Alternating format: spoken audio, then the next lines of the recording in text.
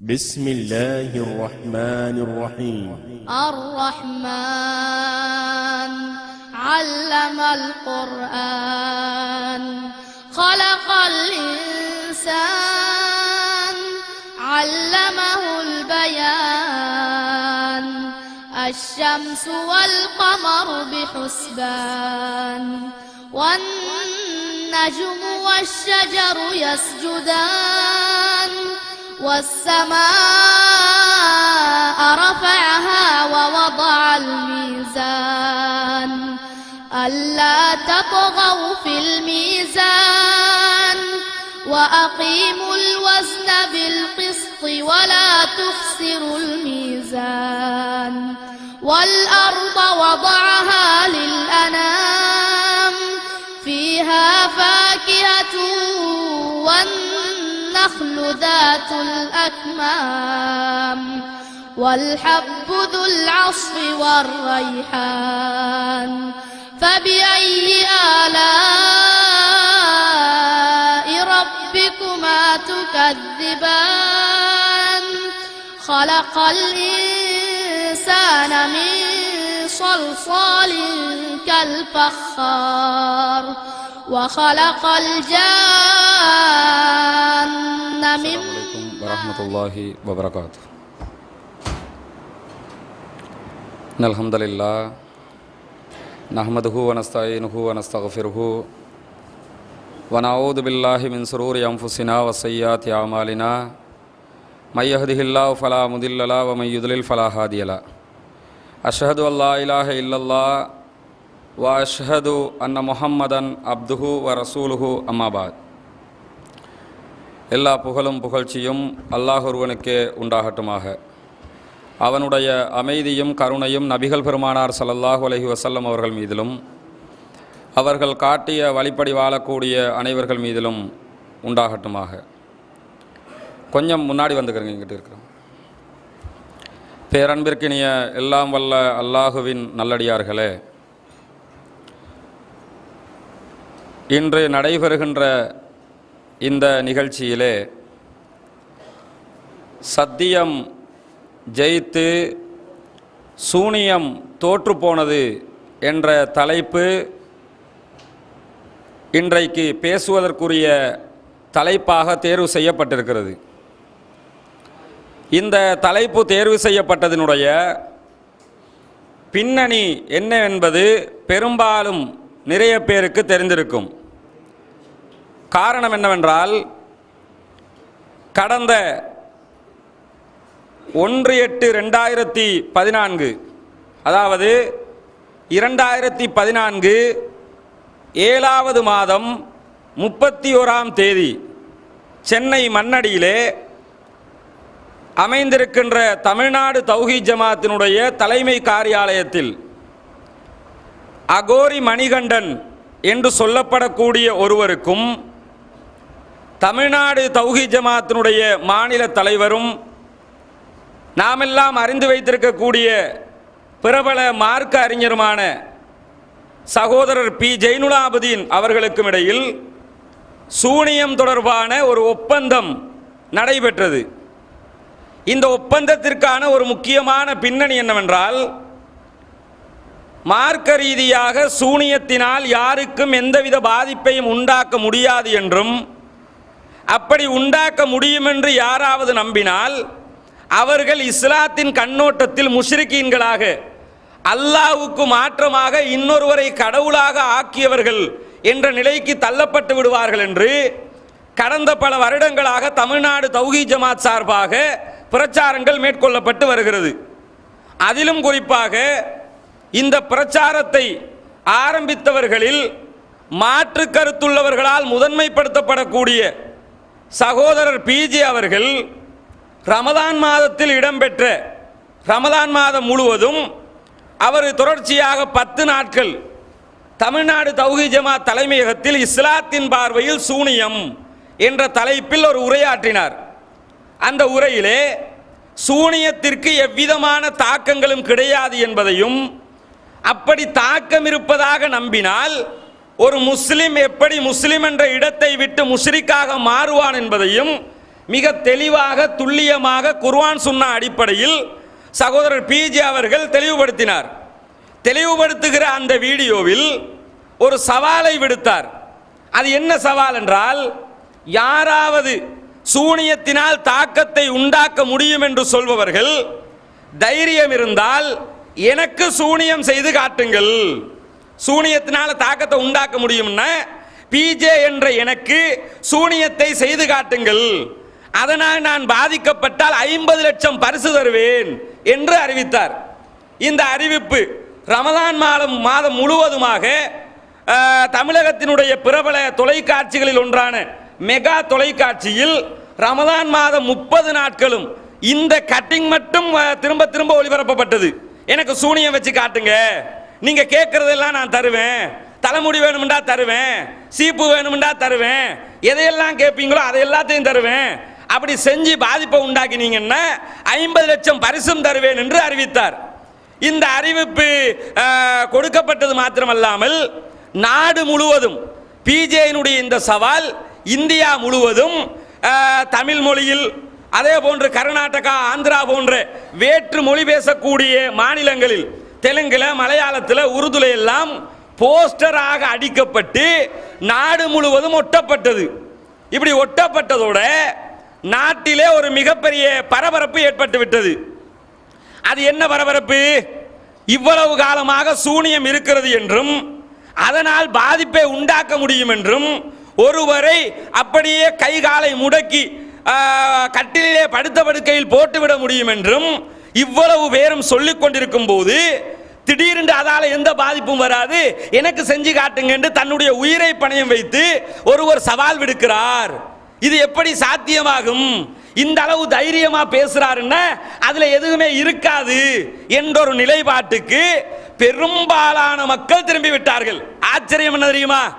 இதிலே முஸ்லிம்களாக இருப்பவர்கள் மாற்றமடைந்தால் மாத்திரம் பத்தவில்லை, முஸ்லிம்களாக இல்லாத மாற்று மத மக்களுக்கு மத்தியிலே பெரும் தாக்கத்தை உண்டாக்கியது. நேற்றைய தினம் சன் டிவியின் பிரபல தொலைக்காட்சி அத்தனை பேருக்கும் தெரியும், சன் டிவியினுடைய செய்தி பிரிவு சன் நியூஸ் தொலைக்காட்சியில் ஒரு செய்தியை ஒளிபரப்புகிறார்கள் சூனியம் தொடர்பாக. அந்த வீடியோ கிளிப்பை பார்ப்பவர்களுக்கெல்லாம் உண்மையான ஒவ்வொரு மூமினுக்கும் ஒரு சந்தோஷம் ஏற்படும். பில்லி சூனியத்தை நிரூபித்தால் 50 லட்சம் ரூபாய் பரிசளிக்கப்படும் என்று தமிழ்நாடு ஜவ்ஹீத் ஜமாத் அறிவித்துள்ளது. பில்லி சூனியத்தை நம்பும் சிலர் இந்த சவாலை ஏற்றுள்ளனர். எதிரிகளை வீழ்த்த மந்திரவாதிகளின் உதவியுடன் ஏவல் மற்றும் பில்லி சூனியம் வைக்க முடியும் என்பது பல நூற்றாண்டுகளாக நம்பப்பட்டு வருகிறது. தகடு, எந்திரம் எழுதுவது, பொம்மையில் ஊசிகளை குத்துவதன் மூலம் எதிரிகளின் உடலில் பாதிப்பை ஏற்படுத்த முடியும் என்பது மந்திரவாதிகளின் கருத்தாக உள்ளது. தீய சக்திகளை ஏவி எதிரிகளை நிர்மூலமாக்க முடியும் என்ற நம்பிக்கை அனைத்து மதத்தினரிடமும் உள்ளது. ஏவல், பில்லி சூனியம் வைக்கப்பட்டால் அதை முறியடிக்கும் ஆற்றல் அரிய வகை மூலிகைகளுக்கு உள்ளதாக சித்த வைத்தியர்கள் தெரிவித்துள்ளனர். முள்ளமன்றி முள்ள நம்ம யூஸ் பண்ணோம்னு சொன்னா ஒரு குடும்பத்துல கலகத்தை உண்டாக்கலாம், அந்த குடும்பத்தை நாசம் பண்ணலாம். அதே மாதிரி இது குடி ஓட்டி பூண்டுன்னு பேரு. சகுனி குண்டி, ஜடக்காளி, ஜண்டக்காளி, ஜகடகொல்லி, கொல்லிக்கு பள்ளி, இது மாதிரி பலதரப்பட்ட இந்த மூலிகைகளை வச்சு இந்த சூனிய கோளார பில்லியை விட்டு என்ன வேலைகளை செய்யணுமோ பல தேவதைகளை வச்சு பண்ணலாம். மருதோன்றி விதை இருக்கு, வெண்கடுகு இருக்கு, குங்குளியம் இருக்கு, அகில், தேவதாறு, இது மாதிரி பலதரப்பட்ட பேய் மிரட்டி, பேய் விரட்டி, பேய் மடக்கி, இது மாதிரி பலதரப்பட்ட மூலிகைகள் மூலியமா அதை நம்ம நிவர்த்தி பண்ணலாம். இயேசு கிறிஸ்து பிறப்பதற்கு முன்பே பில்லி சூனியக்காரர்கள் செல்வாக்குடன் இருந்ததாக பைபிள் மூலம் தெரிய வந்துள்ளது. சாத்தான்களின் பாவச் செயலான பில்லி சூனியத்தை கிறிஸ்தவ சமயம் ஒருபோதும் ஏற்காது என்று கிறிஸ்தவர்கள் தெரிவித்துள்ளனர்.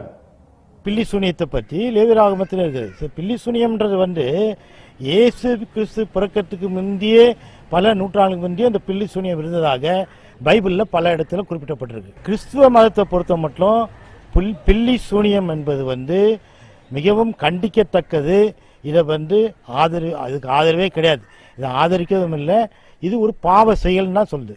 பில்லி சூனியம்ன்றது யார் செய்யறாங்கன்னா சாத்தானுக்குரியதான் செய்வாங்க. பில்லி சூனியம் குறித்த நம்பிக்கை அனைத்து தரப்பினரிடமும் தொடர்கிறது.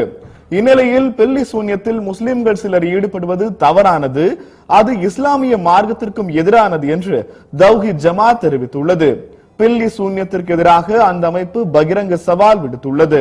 இஸ்லாத்திலேயே பல பேர் என்ன செய்யறாங்க, சூனியம் இருக்கு, சூனியத்தின் மூலமாக பாதிப்பை ஏற்படுத்தலாம், பில்லி சூனியம் என்பது ஒரு மோசமான ஒரு வேலை, இப்படி செஞ்சு கையை காலை முடக்கி விடலாம், மனநோய் பிடித்தவராக மாற்றி விடலாம், அந்த அளவுக்கு மனநிலை பாதிப்பை ஏற்படுத்தக்கூடிய அளவுக்கு ஒரு மிகப்பெரிய தாக்கத்தை ஏற்படுத்தலாம், ஜின்கள் மூலமாக சைத்தான்கள் மூலமாக நடத்தலாம் இப்படிலாம் நம்பிக்கிட்டு இருக்கிறாங்க. அவர்களுக்கும் அதோடு மட்டுமல்லாம இன்னும் பிற மதத்தை சேர்ந்தவர்கள் இது போன்ற மூட நம்பிக்கைகளை விழுகின்றார்களே, அவங்க மத்தியிலே விழிப்புணர்வை ஏற்படுத்த வேண்டும் என்ற ஒரே காரணத்திற்காகத்தான் இந்த பில்லி சூனிய சவால் விடப்பட்டது. பில்லி சூனியம் குறித்த மூட நம்பிக்கைக்கு அறியாமையே காரணம் என்று அறிவியல் இயக்கங்கள் பிரச்சாரம் செய்து வருகின்றன. பில்லி சூனியத்தால் எதிரிகளை வீழ்த்த முடியும் என்றால் காவல்துறை, ராணுவம் எதற்கு என்று பகுத்தறிவு இயக்கங்கள் கேள்வி எழுப்பியுள்ளன. பில்லி சூனியத்தை நிரூபித்தால் உண்மையிலேயே அவர்களுக்கு அது ஒரு பெரிய அறிவியலா கூட மாறும். இப்போ உதாரணமா அணு சக்தியை கண்டுபிடிச்சாங்க, அதை அணு தயாரிச்சாங்க முதல்ல, அதுக்கப்புறம் அணு மின்சாரம் தயார் பண்ணாங்க. பில்லி சூனியத்தை அறிவியல் பூர்வமா நிரூபிச்சாங்கன்னா எதிர்காலத்தில் அறிவியல் அதை எப்படி பயன்படுத்தினா, இவங்க பில்லி சூனியம் வச்சு ஒருத்தருடைய உடல்நிலை பாதிக்க வச்சாங்கன்னா அந்த பில்லி சூனியம் அறிவியலா இருக்குமானால் நிச்சயமாக அறிவியல் அறிஞர் ஒருத்தருடைய உடல்நலத்தை சரி பண்றதுக்கு மாத்திருவாங்க. ஆகவே இது அறிவியல் பூர்வமாக அவங்க நிரூபிக்க தயாரான்னு நம்ம கேட்கிறோம். பில்லி சூனியம் வச்சு ஒரு ஏவல் பண்ணி ஒருத்தவங்களை ஒழிச்சிடலாம் அப்படிங்கறத அரசாங்கம் இன்னைக்கு நம்பல. அப்படி பில்லி சூனியத்தை அரசாங்கம் நம்பிட்டு இருந்ததுன்னு சொன்னா அரசாங்கம் காவல்துறை வச்சிருக்க வேண்டிய அவசியம் இல்லை, அரசாங்கம் ராணுவத்துறையை வச்சிருக்க வேண்டிய அவசியம் இல்லை, அரசாங்க உளவுத்துறையை வைத்திருக்க வேண்டிய அவசியம் இல்லை. குற்றவாளிகள்லாம் இவங்களோட தான் தண்டிக்க முடியுமே தவிர பில்லி சூனியத்தை ஏவி ஒருத்தவங்களை ஒழிக்கணும் அப்படிங்கிறதுல இன்னைக்கு அது அறிவியலுக்கு புறம்பானது அப்படிங்கிறது தான் இன்றைக்கு நவீன அரசாங்கங்களும் நவீன சிந்தனைகளும் இன்னைக்கு உருவாகி இருக்கு. இந்நிலையில் பில்லி சூன்யத்தை நம்பும் சிலர் தமிழ்நாடு தௌஹீத் ஜமாத் விடுத்த பகிரங்க சவாலை ஏற்க முன்வந்துள்ளனர்.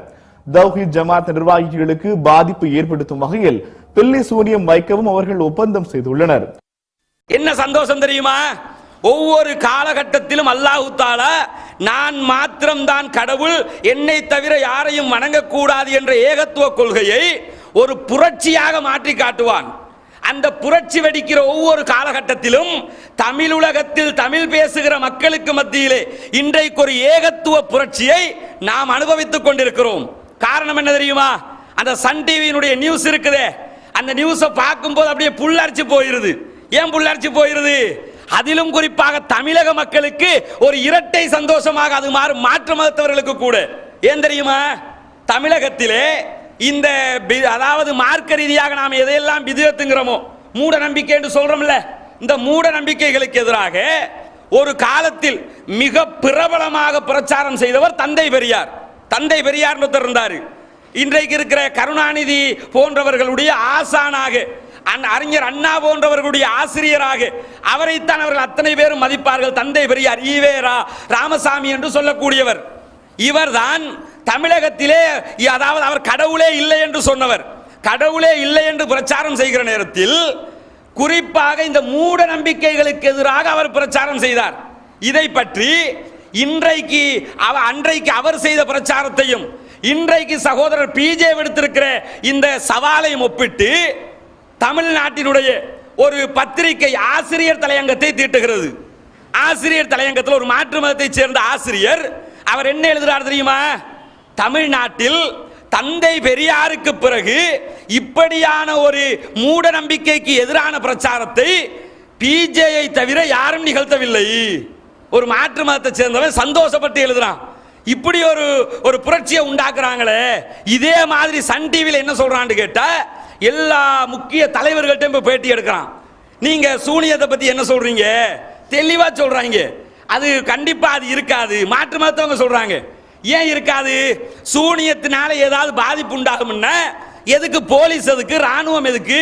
ஒண்ணுமே தேவையில்லை. என்னதான் ராணுவம் இருந்தாலும் என்னதான் போலீஸ் இருந்தாலும் சூனியம் செஞ்சா படுத்தவர்களை போட்டுடலாமே. அப்ப இதையெல்லாம் சொல்லி காட்டி இப்படி ஒன்றும் கிடையாதுன்றதோட மட்டுமில்லாம ஒரு பெரிய சாமியார்ட்ட போய் கேட்கறாங்க. அவர் என்ன சொல்றாரு? சூனியம் இருக்கிறது, அப்படி செய்ய முடியும், இப்படி செய்ய முடியும்னு அவர் ஒரு போர்டு போடுறாரு. போட்டதுக்கு அப்புறம் தமிழ்நாடு தௌஹீத் ஜமாத்தினுடைய துணைத் தலைவர் சையத் இப்ராஹிம் இடத்தில் கேட்கிறார்கள். அவர் தெளிவாக சொல்லுகிறார், 50 லட்சம் சவால், எவனாலும் வா, யாருனாலும் வந்து செய். ஒரு டைம்ல பிஜேக்கு மட்டும் சொன்னவர்கள் அடுத்து நாடு பூரா என்ன போஸ்ட் ஓட்டினாங்க? நிர்வாகிகள் ஒவ்வொரு கிளை நிர்வாகிகள் போட்ட பேரையும் போட்டு விட்டுறாங்க. இப்ப யாருனாலும் வந்து செஞ்சுக்க. யாரு செஞ்சாலும் 50 லட்சம். அப்ப எதுக்கு இதை சொல்ல வர்றேன்னு கேட்டா, இந்த ஒரு வார்த்தை இருக்குது 50 லட்சம். முதல்ல அத்தனை விளங்கிறேன்னு, இந்த 50 லட்சம் தருவேன் என்று சவால் விடுத்தது இன்றைக்கு எந்த அளவுக்கு மாற்றத்தை உண்டாக்கி இருக்கிறது என்றால், உண்மையிலேயே சூனியம் இன்னொன்று இருக்குமாக இருந்தா இப்படி ஒருவன் தைரியமாக இப்படி ஒரு சவாலை விடலாமா? இந்த ஒரு சிம்பாலிக்கா யோசிச்சு இஸ்லாத்துக்குள் நுழைந்தவர்கள் நிறைய பேர், தௌஹீதை ஏற்றுக்கொண்டவர்கள் நிறைய பேர், இந்த சூனியத்தினால பில்லியினால மந்திரம் பேய் விசாசு இருக்குன்னு சொல்லி நம்பிக்கிட்டு வாழ்க்கையை தொலைத்தவர்கள் லட்சம் பேர் இருக்கிறார்கள். அவங்க அத்தனை பேருக்கும் சந்தோஷம். இது ஒண்ணு இல்லைன்னு நேச்சுரலா நிரூபிச்சுக்கிட்டு இருக்கிறாங்க. இதை சொல்ற நேரத்தில் திருச்சி அரியமங்கலம், தமிழ்நாட்டினுடைய திருச்சி பகுதியின் அரியமங்கலம் என்ற ஒரு பகுதி, அந்த அரியமங்கலம் பகுதியில் இருந்து ஒரு சாமியார், அவருடைய பெயர் மணிகண்டன். இந்த மணிகண்டன் சாமியார் யார் தெரியுமா? இவர் ஒரு அகோரி. அகோரின்னா முதல்ல விளங்கிக்கிறணும். இன்னைக்கு அவன் சூனியம் செய்கிறவன் சவாலை ஏற்றுக்கிட்டு போய் அது நடந்துச்சா நடக்கலையானது ரெண்டாவது. நம்ம நாட்டில் கொஞ்சம் உலமாக்கள் இருக்கிறாங்களே, இந்த தௌஹீதுன்ற பேர்ல முஸ்ரிக்கா போனவங்க, அவங்களுக்கு இப்ப என்ன ஆய்வுன்னு கேட்டா, மணிகண்டன் அகோரியா இல்லையா ரொம்ப முக்கியம். பாருங்க என்ன ஆய்வு, மணிகண்டன் அகோரியா இல்லையா? அவன் அகோரியா இல்ல. சரி, அகோரியா இருந்தா என்ன செய்வ? அப்ப நீ ஒரு அகோரியா கூட்டிக்கிட்டு வா. அகோரின்றா என்ன தெரியுமா? அகோரிகள் பிணம் சாப்பிடுபவர்கள். அகோரி சாமியார்கள் காசி வாரணாசி போன்ற பகுதிகளில் நிறைய நீங்க யூடியூப் போன்ற அந்த இணையதளங்கள்ல போய் வீடியோக்களை தேடி பார்த்தீங்கன்னா, அகோரின்னு அடிச்சு தேடினீங்கன்னு சொன்னா அகோரிகள் தொடர்பான வீடியோக்கள் அப்லோட் பண்ணப்பட்டிருக்கும். அங்க போய் கூட பார்க்கலாம். என்ன அதுல என்ன நடக்கும்னு கேட்டா, இந்து மதத்துல ஒரு நம்பிக்கை இருக்குது. என்ன நம்பிக்கைன்னு சொன்னா, ஒருத்தருடைய வாப்பா செத்து போயிட்டாரு, செத்து போனாருன்னு சொன்னா அவரை இப்போ நெருப்புல போட்டு எரிக்கிறதுக்கு முன்னாடி அல்லது எரிச்சு பாதியில ஹாஃப் பாயில் ஆகும்ல, பாதி எரிச்சது, இது மாதிரியான டைம்ல அந்த பணத்தை ரிப்பீட் எடுத்து என்ன செய்வாங்கன்னு கேட்டா, காசியில் இருக்கக்கூடிய அகோரி சாமியார்கள் சாப்பிடுவார்கள். அந்த பணத்தை சாப்பிடுவாங்க. சாப்பிட்டால் சம்பந்தப்பட்ட பிணம், அவருடைய உயிர் இருக்குத, அது சொர்க்கம் போகும் என்பது அவர்களுடைய நம்பிக்கை. இந்த நம்பிக்கையில் அகோரி சாமியார்கள் இருப்பாங்க. உலகத்திலேயே சூனியம் உண்மை என்று நம்புவர்களில் ஆக உச்சகட்டத்தில் இருக்கிறவங்க இவங்க தான். யாரு? இந்த அகோரி சாமியார்கள். இவனை அடிக்கிறதுக்கு யாருமே இல்லை, அவ்வளவு எல்லா மூட கொள்கைகளையும் நம்புவார்கள். இந்த அகோரி இனத்தை சேர்ந்த சாமியார் தான் வந்து என்ன செய்யறாருன்னா, நான் சூனியம் வைப்பேன், உங்களுக்கு பாதிப்பை உண்டாக்குவேன் அப்படின்னு கேட்கிறாரு. சொல்லும் போது அதுவும் வீடியோ பண்ணப்பட்டிருக்கு, வீடியோக்களையும் பார்த்திருப்பீர்கள். அந்த வீடியோவில் ஒரு அருமையான ஒரு ஒப்பந்தம். அது ஏன் தெரியுமா? கொஞ்சம் பேர் திடீர்னு ஒரு 10 நாளைக்கு முன்னாடி என்ன பரப்பினாங்க, பிஜே நோயாளி ஆகிவிட்டார், பிஜேக்கு நோய் வந்துருச்சான், அவரை டாக்டர் மட்டும்தான் அவரை பார்க்க முடியுமா. முந்தின நாள் தான் டிவியில் பேட்டி கொடுத்தாரு, விளக்குதா? முந்தின நாள் தான் டிவியில் பேட்டி கொடுக்குறாரு. ஏன்னு கேட்டா, நோயாளியான நான் மனுஷன் இல்லையா? அவருக்கு ஏற்கனவே புற்றுநோயே வந்துச்சே, வேற என்ன நோய் வரணும்? புற்றுநோயே வந்துருச்சு, மனுஷன் வரும். அதனால தான் ஒப்பந்தம் போடும்போது சூனியத்தினால காய்ச்சல் வரும், தலைவலி வரும் ஒப்பந்தம் போட விடாம என்ன ஒப்பந்தம் போட்டாங்க? சூனியம் செய்தால் பிஜேக்கு பாதிப்பு உண்டாகுமா? என்ன பாதிப்பு உண்டாகணும்? சரியாக 48 நாட்களில் சகோதரர் பிஜே தற்கொலை செய்து மரணிப்பார். எப்படி அந்த சூனியத்துல தாக்கம் எப்படி இருக்கணும்னு கேட்டா, பிஜே தற்கொலை பண்ணி அவரை சாகடிச்சுக்கிறனு. அது மட்டும் இல்ல, இந்த 48வது நாளைக்கு முன்பதாக தற்கொலை பண்றதுக்கு முன்னாடி சூனியத்தினால் பாதிப்பு உண்டாகும் என்று பிஜேயே பேச வைப்போம்ண்டாங்க. பிஜே மாறி பேச ஆரம்பிச்சிருவாராம், சூனியத்துக்கு பாதிப்பு இருக்குது, உண்மைதான் அது, இப்படி பேச வைப்போம். பேசினது மட்டும் இல்லாம அவரை தற்கொலை பண்ண வைப்போம் என்று சொல்லி 2014 இந்த வருடம் 7ஆம் மாதம் 31ஆம் தேதி நடைபெற்ற ஒப்பந்தத்திலே ஒப்பந்தமிடப்பட்டு லாயர் மூலமாக, வக்கீல் மூலமாக அதுக்குரிய ஸ்டேட்மெண்ட் எல்லாம் எழுதப்பட்டு கையெழுத்து, சட்ட ரீதியாக கையெழுத்து போட்டாங்க. சட்ட ரீதியாக கையெழுத்து போடணும்ல, கையெழுத்து போட்டு முடிச்சாச்சு. முடிச்சதுக்கு மட்டும் இல்லாம இதிலே பிஜே தற்கொலை செய்யாவிட்டால், பிஜேக்கு சூனியத்தினால் பாதிப்பு வராவிட்டால், அகோரி சாமியார் அந்த மணிகண்டன் இருக்கிறார்ல, அவர் என்ன செய்யணும்னு கேட்டா, இஸ்லாத்தை ஏற்றுக்கொண்டு சூனியம் பொய்யானது போலியானது என்பதை அவரே பிரச்சாரம் செய்ய வேண்டும் என்பதும் ஒப்பந்தம். அது நாளையில இருந்து அது முடிவாகும். அவர் இஸ்லாத்துக்கு வந்தாலும் வரலன்னாலும் சூனியம் பொய்யுங்கிறது நிரூபணம் ஆயிடுச்சு, அது வேற செய்தி, விளங்குதா? அவர் வருவாரா இல்லையாங்கிறது நாளைக்கு காலைல 11 மணிக்கு தெரியும். இதுக்கு பிறகு நடந்ததுகளுக்கு முன்னாடி ஒரு விஷயம் என்ன தெரியுமா? இதுல கேள்விகளை கேட்டாங்க. பிஜேக்கு காலம் 50 லட்சம் வழங்குதா, எனக்கு செஞ்சா 50 லட்சம் தருவேனுங்கிறாரு. 50 லட்சத்தை வச்சுக்கிட்டா சொல்றாரு. ஸ்ரீலங்காவுக்கு வந்தாரு. வந்த நேரத்தில் அக்குரணையில் நடந்த தப்லீக் ஜமாத்துக்கு எதிரான பிரச்சார கூட்டத்திலே கூட்டுதுவா இருக்குது என்பதை யாராவது நிரூபித்தால் 1 கோடி தருவேன்னாரு. 1 கோடியை வச்சுக்கிட்டா சொன்னாரு. கூட்டுதுவாவுக்கு மார்க்கத்தில் ஆதாரம் இல்லை, அதனால சொன்னாரு. நீ எவ்வளவுதான் தேடினாலும் கிடைக்காது. அது மாதிரி 50 லட்சத்தை வச்சுக்கிட்டு சொல்றது இல்லை. இது 50 லட்சம் தர வேண்டிய தேவையில்லை, அது நடக்காது, நடக்க போறதில்லை. அப்ப இவ்வளவு நம்பிக்கையோடு அந்த ஒப்பந்தம் போடப்பட்டு கிட்டத்தட்ட 48 நாட்கள் இன்றோட முடிவுற்று விட்டது. இன்னையோட ஒரு மண்டலம், 48 நாள்னா ஒரு மண்டலம் இன்றோடு முடிவுற்று இதுவரைக்கும் கடந்த ஞாயிற்றுக்கிழமை புதிய தலைமுறை தொலைக்காட்சியிலே அருமையான ஒரு அக்னி பரீட்சை என்ற ஒரு பேட்டி நிகழ்ச்சியில் பிஜே கலந்து கொண்டார். அவருக்கு நோய் இருந்துச்சா, நொம்பலம் இருந்துச்சான்னு முழு உலகமுமே பார்த்துச்சு. இப்போ பரபரப்பாக பேசப்படுவது நீங்க வச்சிருக்கிற ஒரு 50 லட்சம் பந்தயம். நீங்க எல்லா ஊர்களிலும் கூட நீங்க பிரச்சாரமும் செய்றீங்க. அது எங்களில் ஒருவருக்காவது பில்லி, ஏவல், சூனியம் இத வைத்து பாதிப்பை உண்டாக்குனீங்கன்னா அவங்களுக்கு 50 லட்சம் ரூபாய் பரிசு தரப்படும் அப்படின்னு சொல்லிருக்கீங்க. அப்படி ஒருத்தர் உங்களுக்கு சவால் விட்டு இருக்கிறார். இப்படி சவால் விட்டு சூனியத்தை அல்லது பில்லி சூனியம் அப்படின்ற ஒன்றை, ஏவல்ன்ற ஒன்றை முறியடிச்சாக வேண்டிய அளவுக்கு சமூகத்துல பிரச்சனை இருக்குன்னு நினைக்கிறீங்களா? அது ஆமா இருக்கிறது. நாங்கள் சூனியம்ங்கிறதை வைத்து நீண்ட நெடுங்காலமாகவே நாங்கள் பிரச்சாரம் பண்ணிட்டு இருக்கோம், தவறு என்று சொல்லி. நீங்க இன்னைக்கு சமூகத்தில் பாத்தீங்கன்னா அதிகமான குடும்பங்கள் நாசமா போறதுக்கு இந்த பில்லி சூனியங்கிறது தான் பிரச்சனையாக இருக்கிறது. அப்ப கணவன் மனைவி பிரச்சனைக்கு பில்லி சூனியம் வைத்து விட்டால், அந்த என்னுடைய மருமகள் மாயம் பண்ணி விட்டால், மந்திரம் பண்ணி விட்டால் என்றெல்லாம் சூனியம் ஒன்று இருப்பதாக நம்பி அவங்களுக்குள்ள இயற்கையாக ஒத்து போகாத விஷயங்களை எல்லாம் சூனியத்தின் மேல பழி போட்டு குடும்பங்கள் பிரிஞ்சு கிடக்கிறத பாக்குறோம். அது சின்ன ஒரு தலைவலி, காய்ச்சல், வைத்தவலி எது நடந்தாலும் போய் சூனியத்தை வைத்தியம் செய்யாமல் சட்டப்படி மருத்துவம் செய்யணும் முறைப்படி, அதை செய்யாம சூனியக்காரன் நம்பி அவன் சொல்லக்கூடிய பரிகாரங்களை செய்து செத்து போயிடுறாங்க. அந்த நோய் முத்தி போய் விடுகிறது. கடைசி கட்டத்தில் மருத்துவர்கள் காப்பாற்ற முடியாத நிலைக்கெல்லாம் போறாங்க. அப்படி பாதிக்கப்படுறாங்க. அப்ப சூனிய வைக்கிறேன் எடுக்கிறேங்கிற பேர்ல பணங்கள் நிறைய அந்த மந்திரவாதிகள் சொல்லக்கூடியவங்களால சுரண்டப்படுகிறது. பெண்கள் அந்த மாதிரி சூனியம்ங்கிற பேர்ல போகும்போது அவங்கள தவறாக பயன்படுத்தக்கூடிய ஒரு நிலையெல்லாம் அப்படி நிறைய பார்த்த பிறகுதான் இந்த சூனியம்ங்கிறது இல்லாத ஒண்ணு அப்படி நம்புறாங்க. அப்ப பிரச்சாரத்தின் மூலமாக கொண்டு செல்வதை விட அது பொய் என்று நிரூபிக்கிறதுக்கு நம்மளே ஒரு களமா இறக்குவோம். எனக்கு சூனிய வை 50 லட்சம் ரூபாய் தர்றேன் அப்படின்னு சொல்லும் பொழுது யாராவது வரத்தான் செய்வாங்க. அது மாதிரி ஒருத்தர்ல இன்னொருத்தர் 2 பேர் வந்திருக்கிறாங்க. அப்ப 2 பேர் ஒப்பந்தம் போட்டிருக்கிறார்கள், 48 நாளைக்குள்ள நீங்க தற்கொலை பண்ணிட்டு இறந்து விடுவீங்க. 46வது நாள்ல நீங்க பேசிக் கொண்டிருக்கிறோம். 2 நாள் தான் இருக்கிறது. அப்ப நான் தற்கொலை பண்ண சூனியத்தை எதிர்த்து நானே பேசுவேன், சூனியத்தை ஆதரித்து நானே பிரச்சாரம் பண்ணுவேன் அந்த அக்ரிமெண்ட் போட்டாங்க. இன்னைக்கு 46 முடிஞ்சு இன்னும் 2 நாள் முடிய போகிறது. அப்ப இன்னைக்கு வரைக்கும் அது இல்லைன்னு காட்டும் பொழுது மக்களுக்கு என்ன வரும்னா, சூனியம் இருக்கிறன்னு நினைச்சோம், எனக்கு வேண்டி ஒருத்தன் சொல்றான், ஒருத்தன் அதுக்கு முன் வர்றான், 50 லட்சம் தர்றாங்கிறான், முழு அஜெண்டாவா அவரையே குறி வச்சு செஞ்சு பாக்குறான், செய்ய முடியலன்னா பொய். இதுல என்ன மக்களுக்கு வரும்னா, பிரச்சாரத்தால் செய்வதை விட பிராக்டிகலாக மக்களுக்கு உணர்த்துவது அது அதிகமான ஒரு தாக்கத்தை ஏற்படுத்தும். நிறைய இந்து சகோதரர்கள் எங்களுக்கு போன் பண்ணி, நல்ல வேலை நானே சூனியத்தை நம்பி நாசமா போனவன், பணங்களை கொட்டினவன், அது பொய்ன்னு பின்னாடி நான் தெரிஞ்சுக்கிட்டேன், இது அவசியமான பிரச்சாரம் என்று இந்து மத சகோதரர்களை பல பேர் அதை நமக்கு பாராட்டி சொல்றாங்க.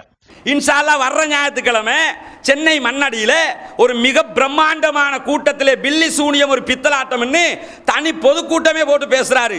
மாத்திரமல்ல, இந்த ஒப்பந்தம் நடைமுறையில் இருக்கும் போது ஒரு 20 நாளைக்கு முன்னாடி இதே மணிகண்டனுடைய ஊருக்கு போய், திருச்சிக்கே போய் பில்லி சூனியம் பித்தலாட்டம் மிகப்பெரிய ஒரு புரோகிராம செஞ்சுட்டு வந்தாரு. ஏன் இதெல்லாம் செஞ்சா தெரியுமா? அவன் சொன்னான்ல, 48 நாளைக்குள்ள சூனியம் உண்மை, அதனால் பாதிப்பு ஏற்படும் என்று பிஜேயை சொல்ல வைப்பேன்னா அவர் போய் நடக்காதுன்னு சொல்லிட்டு வந்தார். அவன் நடக்கும் என்று சொல்ல வைப்பேன்னா நடக்காதுன்னு சொல்ல வச்சது மட்டுமில்ல, அதோடு அதாக இப்ப இந்த 48 நாட்களுக்குள்ள பில்லி சூனியம் ஒரு பித்தலாட்டம் என்று சொல்லி மிக சிறப்பான ஆய்வு புத்தகம் ஒன்றையும் வெளியிட்டு இருக்கிறார். நம்ம கடையிலையும் விற்கிறதுக்கு இருக்கு பில்லி சூனியம் ஒரு பித்தலாட்டம். அந்த 240 பக்கங்கள், சுமார் 240 பக்கங்களை கொண்ட புத்தகம் அதுல சூனியம்ண்டா என்ன, எப்படி பாதிப்பு வருமா இல்லையா, குர்ஆன்ல என்ன வருது, ஹதீஸ்ல என்ன வருது, அக்கு வேறு ஆணி வேறாக அலசி சூனியம் பித்தலாட்டம் தானுங்கிறத இன்னொரு வாட்டி எழுதி முடிச்சிட்டாரு. இவ்வளவும் நடைபெற்றது எதனால் நடக்கிறது? இந்த நம்பிக்கை அனைத்து முஸ்லிம்களுக்கும் வர வேண்டிய நம்பிக்கையா இல்லையா? அல்லாஹ் தஆலா திருமறை குர்ஆனிலே சொல்லுகிறான், மூசா நபியினுடைய வரலாறுகளை சொல்லிக் கொண்டு வரும்போது சொல்லுகிறான், லா யுஃப்லிஹு சாஹிரு ஹைது அத்தா, சூனியக்காரன் எந்த விதத்தில் வந்தாலும் வெற்றி பெற மாட்டான். இந்த ஒரு வசனம் போதாதா? சூனியத்தினால எந்த தாக்கமுமே உண்டாகாது, அதனால எதுவுமே செய்ய முடியாதுங்கிறத ஒரு முஸ்லிம் ஒத்துக்கொள்வதற்கு, மற்றவங்களை விடுங்க, ஒரு முஸ்லிம் நம்புவதற்கு இந்த ஒரு வசனம் போதாதா? தாகா என்ற அத்தியாயத்தில் 69வது வசனம் அல்லாஹ் என்ன சொல்லி காட்டுறான்? லா யுஃப்லிஹு சாஹிரு ஹைசு அத்தா, சூனியக்காரன் எந்த விதத்தில் வந்தாலும் அவனுக்கு வெற்றி கிடைக்காது. எப்படியாவது நிறைய பேருக்கு இந்த 48 நாளைக்குள்ள இந்த ஆளு மண்டையை போட்டுற மாட்டாரான்னு நினைச்சுக்கிட்டு இருந்தாங்க. அல்லாஹ் எப்படி அடிச்சான்? எல்லாவற்றையும் படைத்து கண்காணிக்கக்கூடிய ரப்பு அவன். இது இல்லை என்பதை திரும்பவும் ஒரு முறை நிரூபித்து காட்டினான். திருமறை குர்ஆனிலே அல்லாஹ் நபிகள் பெருமானார் ஸல்லல்லாஹு அலைஹி வஸல்லம் அவர்கள் சொல்கிறார்கள், லா யதுகுலுல் ஜன்னத ஆகுன், அஹமதிலே வரக்கூடிய ஹதீஸ்ல நபிகள் நாயகம் சொல்கிறார், வலா முஅமினும் பிசிஹ்ரின், எவன் ஒருவன் சூனியத்தினால் பாதிப்பு ஏற்படும் என்று சூனியத்தை உண்மைப்படுத்துகிறானோ அவன் சொர்க்கமே நுழைய மாட்டான். ரசூலுல்லாஹ் சொல்றாங்க, சூனியத்தினால பாதிப்பு வரும் என்று யாராவது நினைச்சா அவங்களுடைய தங்குமிடம் எது? நரகம் தான் தங்குமிடம். சொர்க்கம் கிடைக்குமா? சொர்க்கம் கிடையாது. நாம நினைப்போம், எவ்வளவு பெரிய ஆலிம்சா, எத்தனை வருஷமா பேசுறாரு, என்னமா குர்ஆன் சொல்றாரு, இவர் தானே சூனியத்தினால பாதிப்பு வரும்ங்கிறாரு, அது எப்படி பொய்யான்னு நினைக்கிறோம்ல. இவர் சொல்றத நாம பார்க்கணுமா, அல்லாஹ் சொல்றத பார்க்கணுமா? அல்லாஹ் என்ன சொல்ற, நபி அல்லாஹ்வுடைய தூதர் என்ன சொல்றாங்க? சூனியத்தினால பாதிப்பு வரும் என்று யாராவது நம்பினால் அவன் சுவனம் நுழைய மாட்டானுங்கிறாங்க. அல்லாஹ் என்ன சொல்றான்? சூனியக்காரன் எப்படி வந்தாலும் அவன் வெற்றி பெற மாட்டானுங்கிறான். இந்த ரெண்டு வசனங்களும் எதை நமக்கு உணர்த்துகிறது? இதனால ஒண்ணுமே செய்ய முடியாது, இதனால எந்த பாதிப்பையும் உண்டாக்க முடியாது, யாருக்கும் எதுவும் நடக்காது. இது தெளிவாக உணர்த்தும் போது இதுல சர்ச்சைப்பட வேண்டிய அவசியம் இருக்குதா? இல்ல. ஆனா என்ன செய்வாங்கன்னு கேட்டா, புகாரில் வந்திருக்கிறது, முஸ்லிமில் இருக்கிறது, ரசூலுல்லாஹ்வுக்கே சூனியம் செய்யப்பட்டதாம், நாங்க அதனால தான் நம்புறோம், நாங்க ஹதீஸை இல்ல நம்புறோம் அப்படிங்கிறாங்க. இந்த ஹதீஸை நம்புறோம்ங்கறாங்கல்ல, இவங்களுக்கு பின்னாடி ஒரு விஷயம் இருக்கு. அதை சொல்றதுக்கு முன்னாடி இந்த ஹதீஸ்களை நம்புவதாக சொல்கிறார்களே, இவர்களில் யாராவது நாம் கேட்கிற கேள்விகளுக்கு பதில் சொன்னார்களா? ஹதீஸ்னு நம்புறீங்கல்லப்பா, இது ஹதீஸா இருந்தா அது ஹதீஸ்ங்கிறத நிரூபிக்கணுமே. உதாரணத்துக்கு சில செய்திகளை சொல்லுகிறேன். நபிகள் நாயகத்திற்கு சூனியம் வைத்ததாக இவர்கள் எந்த செய்தி எல்லாம் காட்டுவார்களோ, நபிகள் நாயகத்திற்கு சூனியம் செய்யப்பட்டதாம். ரசூலுல்லாஹ் 6 மாதங்கள் பாதிக்கப்பட்டார்களாம் சூனியத்தினால. ரசூலுல்லாஹ்வுக்கு 6 மாதம் பாதிப்பு வந்ததாம். அந்த 6 மாதம் எப்படி பாதிப்புன்றது வருகிறது. எப்படி பாதிப்பான்? ஒன்றை செய்திருப்பார்கள், செய்தார்களா இல்லையா என்று நபிகள் நாயகமே சந்தேகப்படுவார்கள். சூனியத்தினால ரசூலுல்லாஹ்வுக்கு என்ன பாதிப்பு வந்துச்சான்? ஒன்ன செஞ்சிருப்பாங்களாம், செஞ்சாங்களா இல்லையான்னு நாம இப்ப செஞ்சமா இல்லையா ரசூலுல்லாஹ்வே யோசிப்பாங்களா? மாத்திரமில்ல, ஆயிஷா ரலியல்லாஹு அன்ஹா இதுக்கு ஒரு செய்தியும் சொல்லி காட்டுகிறார்கள். தன்னுடைய மனைவியோடு குடும்ப வாழ்க்கையில் ஈடுபட்டிருப்பார்கள். குடும்ப வாழ்க்கையில் ஈடுபட்டேனா இல்லையா என்று நபிகள் நாயகத்திற்கு சந்தேகம் வரும். இப்படி ஒரு நோய் ரசூலுல்லாஹ்வுக்கு இருந்துச்சுங்கிறாங்க. ஒரு வேலையை செஞ்சுட்டு செஞ்சனா இல்லையா, நடந்துச்சா இல்லையா அப்படின்னு ரசூலுல்லாஹ் சந்தேகப்படுவாங்க. இந்த காலத்தில் டிமென்சியான்னு சொல்லுவாங்க. இதுக்கு விளங்குதா? டிமென்சியா மாதிரி ஒரு நோய் இது. அப்ப நபிகள் நாயகத்துக்கு எவனோ ஒருத்தன் இவ்வளவு பெரிய பாதிப்பை உண்டாக்கி விட்டான் என்று இவர்கள் அத்தனை பேரும் சொல்ல வருகிறார்கள். புகாரிக்கு தெரியாதா? உங்களுக்கு தெரிஞ்சிருச்சு. முஸ்லிமுக்கு தெரியாதா? உங்களுக்கு தெரிஞ்சிருச்சு. இன்ன பிற அறிஞர்களுக்கு தெரியாதா? உங்களுக்கு தெரிஞ்சு விட்டது. கேட்கிறாங்கல்ல, நான் என்ன கேட்கிறேன்னா, ஆமா அவங்களுக்கு தெரியாது, எங்களுக்கு தெரிஞ்சிருச்சுப்பா, இதுல என்ன பிரச்சனை? அவங்களுக்கு தெரிஞ்சதே தான் நமக்கு தெரியணுமா? அறிவுல கூடுதல் குறைவு வராதா? அவன் அல்லாஹ்க்கு தெரியாதா உங்களுக்கு தெரிஞ்சிருச்சுன்னு கேட்டா நியாயம் இருக்குது. அனைத்து மறிந்தவன் அல்லாஹ். நபிகள் நாயகத்தை வச்சு நீங்க கேள்வி கேட்டீங்கன்னா நியாயம் இருக்கு. வஹியோட சம்பந்தப்பட்டவர். புகாரியும் மனிதன், மற்றவர்களும் மனிதர்கள். அவரும் தவறு செய்திருப்பார், மற்றவர்களும் தவறு செய்வார்கள். அவர் தவறுதலாக தொகுத்த ஒரு செய்தியை உண்மை என்று வச்சுக்கிட்டு அவருக்கு தவறு என்று தெரியாதான்னு கேட்கிறீங்களே, இது புத்திசாலித்தனமா? அவர் அல்லாட்ட பதில் சொல்லிக்கட்டும், உங்ககிட்ட வந்து அதை கேட்க போறானா? அல்ல, அவர் சொர்க்கமா நரகமான்னு நம்மளை வச்சாலும் தீர்மானிக்க போறானே, அது அவரை வச்சு தீர்மானிப்பா. நாம் என்ன பார்க்கணும்? நாம பார்க்கிறோம், கண்ணுக்கு முன்னாடி பார்க்கணும். பார்த்து முரண்பாடா இல்லையான்னு பார்க்கிறோம், கரெக்டா இருக்குதா எடுத்துட்டு போயிடலாம். ரசூலுல்லாவுக்கு 6 மாதம் பாதிக்கப்பட்டதுங்கிறோமே, ரசூலுல்லாஹ் உளறிக்கொண்டு தெரிந்தார்கள்ங்கிறோமே, இது எப்படி இருக்கு தெரியுமா? அல்லாஹ் இவர்களை பார்த்து சொல்லுகிறான் திருமறை குர்ஆனிலே சூரா ஃபுர்கானுடைய 8வது வசனத்தில் அல்லாஹ் தஆலா சொல்லுகிறான், வகாலல் ஸாலிமூன இன் தத்தபிஊன இல்லா ரஜுலன் மஸ்ஹூரா. நபிகள் நாயகத்திற்கு சூனியம் வைக்கப்பட்டிருக்கிறது என்று அநியாயக்காரர்கள் தான் சொன்னார்கள். இன்னைக்கு யாரெல்லாம் ரசூலுல்லாஹ்வுக்கு சூனியம் வச்சிருக்கு, சூனியம் வச்சாங்க, பாதிக்கப்பட்டாங்கன்னு சொன்னா அவங்க யாரு? அநியாயக்காரர்கள் அர்த்தம். நான் சொல்லல, சூரா ஃபுர்கான்ல அல்லாஹ் தஆலா 8வது வசனத்துல சொல்றேன், வகாலல் ஸாலிமூன, அநியாயக்காரர்கள் சொன்னார்கள் இந்த நபிக்கு சூனியம் வைக்கப்பட்டிருக்கிறது என்று. அப்ப என்ன அர்த்தம்? இந்த நபிக்கு சூனியம் வைக்கப்படல, அநியாயக்காரன் சொல்லிக்கிட்டு தெரியுறான். உண்மையான மூமின் அதை சொல்ல மாட்டான். இன்றைக்கு நபிகள் நாயகம் சூனியத்தினால் பாதிக்கப்பட்டார்கள் என்று யாரெல்லாம் சொல்லுகிறார்களோ அவர்கள் எந்த லிஸ்ட்ல சேருவாங்கங்கிறத முடிவெடுத்துக்கிறீங்க. ஒன்று. ரெண்டாவது, நபிகள் பெருமானார் ஸல்லல்லாஹு அலைஹி வஸல்லம் அவர்கள் இந்த சூனியத்திற்கு உண்மையிலேயே எந்த தாக்கமும் இல்லை, மார்க்க ரீதியாக எந்தவித தாக்கத்திற்கும் இதனால் உள்ளாக்க முடியாது. சூனியத்தினால் தாக்கம் ஏற்படும் என்று ஒருவன் நம்பினால் அவன் முஷ்ரிக்காக மாறிவிடுவான். எப்படி மாறும்? சூனியத்துக்கு மட்டும் இல்லை, பொதுவாகவே எடுத்துக்கிறீங்க. இப்ப எந்த பொருளுக்கு எந்த சக்தி இருக்கிறதோ அந்த சக்தி இருப்பதாக நினைத்தால் தான் அது முறை. ஒரு பொருளுக்கு இல்லாத சக்தி இருப்பதாக நினைத்து விட்டால் அது ஷிர்காக மாறிவிடும். இப்ப கத்தி இருக்குது, கத்தினால ஒருத்தனை குத்த முடியும் என்று நினைச்சா புத்தி ஏத்துக்கிறது இல்ல. கத்தியால ஒருத்தனை குத்த முடியும், கத்தியால ஒருத்தனை ஷூட் பண்ண முடியுமா? ஒருத்தன் சொல்றான் கத்தியால ஷூட் பண்ண வேண்டி, கிறுக்கன்னு சொல்லுவோமா இல்லையா? ஏன் சொல்லுவோம்? அதே போல கத்தியால குத்த முடியும், கத்தியால எப்படி ஷூட் பண்ண முடியும்? செய்ய முடியாது. அதே நேரத்தில் இப்ப கல் இருக்குது, கல்லால என்ன காரியம் முடியுமோ அந்த காரியத்தை செய்ய முடியும். ஒருத்தன் சொன்ன கல்லை எடுத்து நாங்க பில்டிங் கட்டுவோம்ங்கிறான், ஆமா செய்ய முடியும், ஏற்புடையதான். கல்லால கிணறு கட்டுவோங்கிறான், ஏற்புடையதான். கல்லால ஒருத்தனுக்கு அடிக்க முடியும்ங்கிறான், ஏற்புடையதான். ஆனா கல்லிட்ட போய் அஸ்ஸலாமு அலைக்கும்னா வலைக்கும் அஸ்ஸலாம் சொல்லணும் அப்படிங்கிறான். அப்ப என்ன சொல்லுவோம்? நீ கிறுக்கேம்போம். ஏன் கிறுக்கேம்போம்? அது கல்லில் முடியாது, அதுதானே சொல்றோம். சிலையை வணங்க கூடாதுங்கிறதுக்கு என்ன லாஜிக்கு? அதுல பேசினா கேட்காது, நீ ஏன் போய் அவட்ட கேட்கிற? இப்ராஹிம் நபி சொல்லி தந்த அறிவுரை இதுதான். இதே மாதிரி எல்லா பொருட்களையும் யோசித்து பாருங்கள். தலைமுடி இருக்குது, வெட்டி வீசிட்டோம், வீசினதுக்கு பிறகு தலைமுடிக்கு நமக்கு ஏதாவது சம்பந்தம் இருக்குதா? தலைமுடிய வெட்டி வீசினதுக்கு அப்புறம் இந்த தலைமுடிக்கும் நமக்கும் ஏதாவது தொடர்பு உண்டா? எந்த தொடர்பும் இல்லை. சில ஆட்கள் சுகர் நோய் எல்லாம் வந்தா காலை கையெல்லாம் வெட்டி துண்டாக்குவாங்களே, துண்டாக்கி கொண்டு புதைச்சாச்சு, புதைச்சதுக்கு பிறகு ஏதாவது சம்பந்தம் உண்டா? ஏதாவது தொடர்பு உண்டா? ஒரு தொடர்பும் இல்லை. ஒரு தொடர்பும் இல்லைன்னு இருக்கும்போது தலைமுடியை கொண்டு வச்சு சூனியம் செஞ்சாங்கிறாங்க, இவங்க நம்பிக்கிட்டு இருக்கிறாங்க. ஒரு தொடர்பும் இல்லைன்னு விளங்குதா இல்லையா கண்ணுக்கு முன்னாடி? தலைமுடியால எது செய்ய முடியுமோ அதுதான் செய்ய முடியும். அதை தவிர அதனால நோயை உண்டாக்க முடியும்னு நம்பின, மூக்குக்குள்ள தலைமுடி போனா பீனஸ் மாதிரி ஏதாவது வரும்னு சொன்னா ஏற்புடையது. அவன் கொண்டே வச்சு மந்திரிப்பான், அதனால கை காலு முடங்கும்னு சொன்ன இது ஏற்புடையதா இருக்குதா? இதனால தான் இஸ்லாம் சொல்லுது, யாருக்கு நோயை தருகிற அதிகாரம் அல்லாஹ்வுக்குரியது, நோயை நீக்குகிற அதிகாரம் அல்லாஹ்வுக்குரியது. அல்லாஹ்வுக்குரிய அதிகாரத்தை ஒரு மனிதனிடம் கொடுத்தால் அது ஷிர்காக மாறிவிடும். அல்ல இப்ப எனக்கு எப்ப காய்ச்சல் வரணும்ங்கிறத அல்லாஹ் தான் முடிவெடுப்பான், எனக்கு எப்ப வயிற்று வலி வரணும்ங்கிறத அல்லாஹ் தான் முடிவெடுப்பான், உங்களுக்கு எப்ப இடுப்பு வலி வரணும்ங்கிறத அல்லாஹ் தான் முடிவெடுப்பான். ஆனா சூனியம் உண்மைன்னு சொல்றவங்க என்ன சொல்ல வர்றாங்க? எனக்கு எப்ப காய்ச்சல் வரும்ங்கிறத சூனியக்காரன் முடிவெடுப்பான். ஏன்னா அவன் தானே செய்ய போறான்.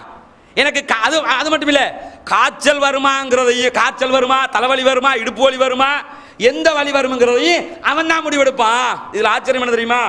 இந்த சூனியத்தினால கையை கால முடக்கலாம்ங்கிறாங்கல்ல, சூனியத்தினால நடத்த வைக்கிற நீங்க இருக்கிறத இல்லாமலாக்கி காட்டுங்க பார்ப்போம்.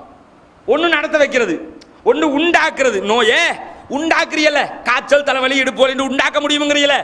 எய்ட்ஸ் நோயாளிகளை பூரா சூனியத்துல இருந்து எய்ட்ஸை இல்லாமலாக்குங்க பார்ப்போம். செய்ய முடியுமா? அறிவியல் உலகம் இதை ஒத்துக்குருமா? அறிவியல் உலகத்தை விடுங்க, ஒரு மனுஷன் இதை ஒத்துக்குருவானா? ஒரு சின்ன குழந்தை இதை ஒத்துக்குருமா? அப்ப என்ன நினைச்சுக்கிட்டு இருக்கிறாங்க? மார்க்கம் என்ற பெயர், ஆன்மீகத்தின் பெயரால் நம் அத்தனை பேரையும் மூளை செலவை செய்ய பார்க்கிறார்கள். ஆன்மீகத்தில் மார்க்கத்தில் மூளை செலவைக்கு இடம் இல்லை. தெளிவாக இருக்கிறத ஃபெக்ட் ஏதோ அதை நம்புறது தான் மார்க்கம். மாத்திரம் இல்லாமல் இந்த சூனியத்தினால நபிகள் நாயகம் பாதிக்கப்பட்டாங்கிறாங்கல்ல, நபிகள் நாயகத்திற்கு சூனியம் செய்ததாக வரக்கூடிய செய்தியில் நபிகள் நாயகத்திற்கு சூனியம் செய்ததாக சொல்லப்படுபவனுடைய பெயர் என்ன? லபீத் இப்னு ஆசம். ஒரு ஆம்பளை யூதன், சரியா? ஒரு யூதன், ஒரு ஆண், லபீத் இப்னு ஆசம் என்பவன் நபிகள் நாயகத்திற்கு சூனியம் வைத்தானாம். அதனால ரசூலுல்லாஹ் இருக்கு என்பதை இல்லை என்றும் இல்லை என்பதை இருக்கு என்றும் பேசுகிற அளவுக்கு நபிகள் நாயகத்திற்கு ஒரு விதமான நோயையே உண்டாக்கி விட்டான். சொல்றோம்ல, இதுதான் உண்மையா இருந்தா நபியா இருக்கணும் யார் தெரியுமா? லபீத் இப்னு ஆசம். ஏன் தெரியுமா? நபிகள் நாயகம் யார்? இவன் என்ன நினைச்சுக்கிட்டு இருக்கிறாங்க? நபிகள் நாயகத்தை பக்கத்து வீட்டுக்கார மாதிரி நினைச்சுக்கிட்டு பேசுறாங்க. நபிகள் நாயகத்தை சாதாரண அப்படி ஒரு மனுஷர் நினைக்கிறாங்க. மனிதன் என்ற ரீதியில் சாதாரண மனிதர். நமக்கும் அவருக்கும் உள்ள மிகப்பெரிய ஒரு வித்தியாசம் இருக்கிறது. என்ன வித்தியாசம்? அவருக்கு வகி வரும், நமக்கு வராது. அல்லாஹ்வோடு நேரடியாக தொடர்பில் இருந்தவர்கள் நபிகள் நாயகம். அல்லாஹ்வோட நேரடி தொடர்புல வகியோட சம்பந்தப்பட்டிருந்த நபிகள் நாயகத்திற்கு எங்கேயோ கடந்த ஒரு யூதன் சூனியம் வச்சானா. அதனால ரசூலுல்லாஹ் அல்லாஹ் வகி இறக்கினா தான் மார்க்கத்தையே ரசூலுல்லாஹ் சொல்லுவாங்க. யோசிச்சு பாருங்க, நபிகள் நாயகம் மார்க்கத்தை எப்பங்க சொல்லுவாங்க? அல்லாஹ் வகி இறக்கினா தானே சொல்லுவாங்க. அல்லாஹ் வகி இறக்கினால் தான் மார்க்கத்தையே நபிகள் நாயகம் சொல்லுவார்கள் என்று இருக்கும் போது அல்லாஹ்வுடைய பவரை கிராஸ் பண்ணி இவன் உள்ள நுழைஞ்சு என்ன செஞ்சானா? இருக்குங்கிறத இல்லைங்கிறத இருக்கணும் ரசூலுல்லாஹ்வை உலர வைக்கிற வேலையை பார்த்தான். நம்புறமே, இந்த நம்பிக்கை ஒரு மூமினுடைய நம்பிக்கையா? இந்த நம்பிக்கை ஒரு இஸ்லாமியனின் நம்பிக்கையா? இந்த நம்பிக்கை ஒரு இஸ்லாத்துக்கு உட்பட்ட நம்பிக்கையா? இது ஒண்ணு போதும் இவங்க அத்தனை பேர் முஷ்ரிக்குன்னு என்ன சொல்ல வர்றாங்க? முகம்மது நபியை விட லபீத் இப்னு ஆசம் என்ற யூதன் சக்தி உள்ளவன், அவனுக்கு ஏதோ ஒரு பவர் இருக்கிறது, அவனுக்கு ஏதோ ஒரு ஆற்றல் இருந்தது, அதனால் தான் செய்தான். யோசிச்சு பார்க்கணுமா? இல்லை, இது நடக்குமா? இப்படி செய்ய முடியுமா? அது மாத்திரமல்ல, ஒரு சாதாரண மனிதன் அல்லாஹ்வோடு தொடர்பு பட்ட நபிகள் நாயகத்தை வீழ்த்தி விட்டான். இப்படி சொல்றோமே, இது நான் கேட்கிற ஒரு மூமின் இப்படி நம்ப முடியுமா? அப்ப ஷிர்க் எங்க வருகுது? இங்க தான் வருகுது. ஒரு யூதன் நான் கேட்கிறேன், இந்த காலத்துல ஒரு பௌத்த மனிதன், இப்ப அகோரி மணிகண்டன் இருக்கானே, அகோரி மணிகண்டன் சூனியம் வச்சதா சொன்னானே, அவன் குர்ஆன் ஹதீஸை நம்பிட்டு சூனியம் வச்சானா? எப்படி சூனியம் வச்சான்? ஒரு பேச்சுக்கு சூனியம் பழிச்சுட்டு வைப்போம். பிஜே தூக்குல தொங்கிட்டார் காலையில என்று வச்சுக்கிறோமே, தொங்கிட்டார்ல. இப்ப அகோரி மணிகண்டன் எந்த இடத்துல ஷிர்க் எப்படி ஆகுதுன்னு விளங்கணும்ல. அகோரி மணிகண்டன் எதை வைத்து சூனியம் செய்தான்? திருச்சி மாநகராட்சியால போய் போலீஸ்ல கம்ப்ளைண்ட் கொடுத்துட்டாங்க. ஏன் கம்ப்ளைண்ட் கொடுத்துட்டாங்க? இந்த ஆளால பெரிய தொல்லையா இருக்குது, நைட்டு பூரா மாநகராட்சி காட்டுக்குள்ள நிர்வாணமா இருந்துகிட்டு கத்திக்கிட்டு இருக்கிறான். நிர்வாணமா உட்கார்ந்துக்கிட்டு தலைகீழா, வேற நிர்வாணமா தலைகீழா நின்றுக்கிட்டு ஒரு நாளைக்கு சுமார் 1500 மந்திரங்களை சொல்றானா. ஏன்டா இப்படி உளறிக்கிட்டு இருக்கேன்னு கேட்டதுக்கு, நான் சொல்லுகிற மந்திரங்கள் பேய்களுக்கும் பிசாசுகளுக்கும் கேட்டு அதுல காதுல போய் உழணுமா. பேடியம் பிசாசுரையும் வழங்கா சூனியம் இல்ல ஃபர்ஸ்ட், அதுக்கு முதல்ல எது? பேய் பிசாசு இல்ல. இவன் என்ன சொல்ல வர்றான்? கத்துற கத்து பேய்க்கும் பிசாசுக்கும் கேட்டு அவைகள் பிஜேக்கு தற்கொலை செய்யற அளவுக்கு ஒரு தூண்டலை உண்டாக்கிரும்.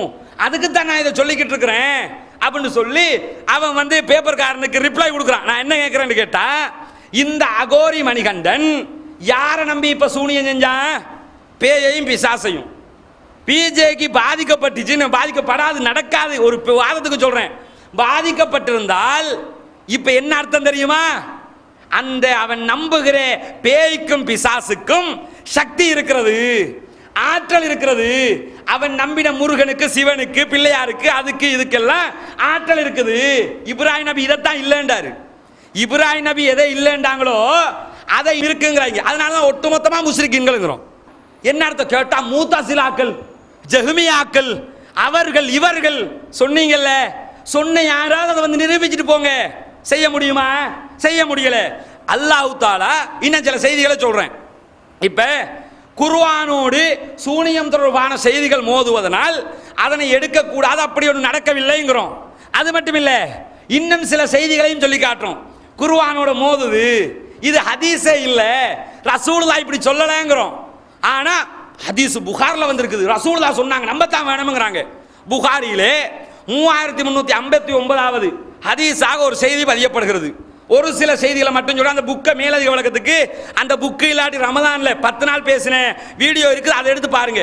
உதாரணமாக புகாரில இடம்பெறக்கூடிய குறித்த செய்தியில நபிகள் நாயகம் சொல்கிறார்கள், ரசூலுல்லாஹ் சொன்னார்களாம், அமர பி கத்லில் வஸகி, ரசூலுல்லாஹ் பள்ளிகளை கொல்ல சொன்னார்கள்.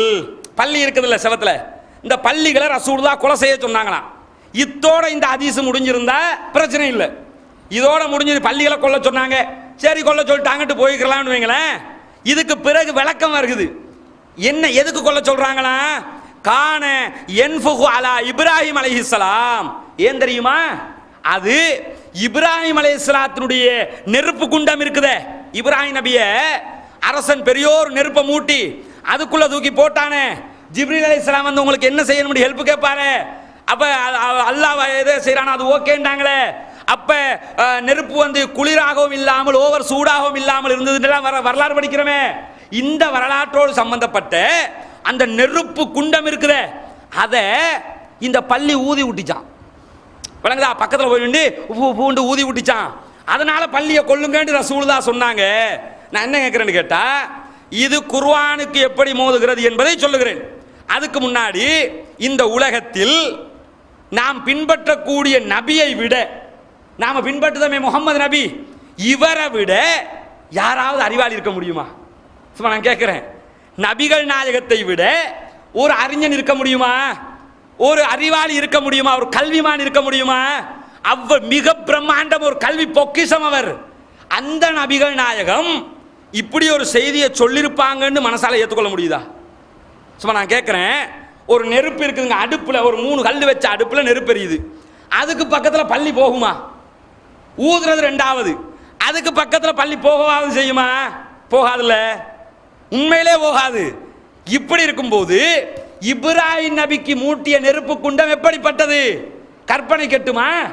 அவ்வளவு பெரிய நெருப்பு குண்டத்துக்கு பக்கத்துல ஒரு பள்ளி ஊதி விட்டுச்சு, அதனால கொள்ளுங்க என்று நபிகள் நாயகம் சொன்னதாக வருகிறது.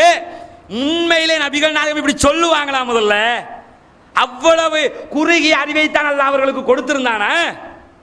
பார்த்தாலே விளங்குது. கண்டிப்பா ரசூலுல்லாஹ் சொல்லல, இதை சொல்ல மாட்டாங்க. அது மட்டும் இல்ல, இஸ்லாமிய வரலாற்றில் எல்லா உயிரினங்களும் நபிமார்களுக்கு உதவி செய்திருக்கிறதே தவிர உபகாரம் செய்யவில்லை. உயிரினங்கள் எல்லாம் எடுத்துக்கிறங்க, அபாபில் பறவை உதவிதான் செய்தது. சுலைமான் நபியுடைய காலத்தில் பறவைகள் உதவிதான் செய்தது. எல்லா உயிரினங்களும் உதவிதான் செய்திருக்குமே தவிர எந்த உயிரினமும் உபத்திரவம் செய்யல. அது அல்லாஹ்வே என்ன செய்யறான்னு கேட்டா, சொல்ற நேரத்தில் அல்லாஹ்வே மிக தெளிவாக சொல்லி காட்டுகிறான், வானங்களில் உள்ளவைகளும் பூமியில் உள்ளவைகளும் அனைத்தும் அல்லாஹ்வுக்கு தான் கட்டுப்படுகின்றன.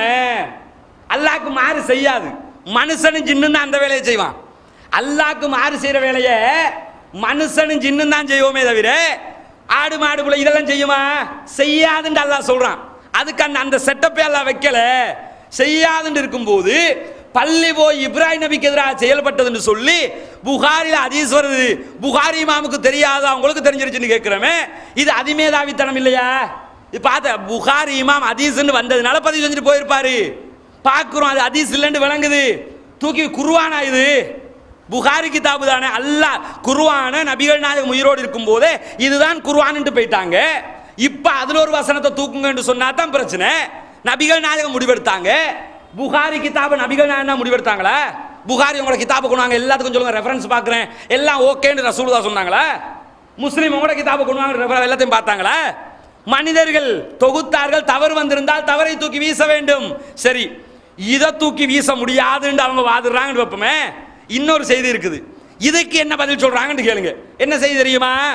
அதாவது அல்லாஹ் தஆலா நபிகள் நாயகம் ஸல்லல்லாஹு அலைஹி வஸல்லம் அவர்களை மேராஜுக்கு அழைத்து சென்றார். எல்லாருக்கும் தெரிஞ்ச விஷயம்.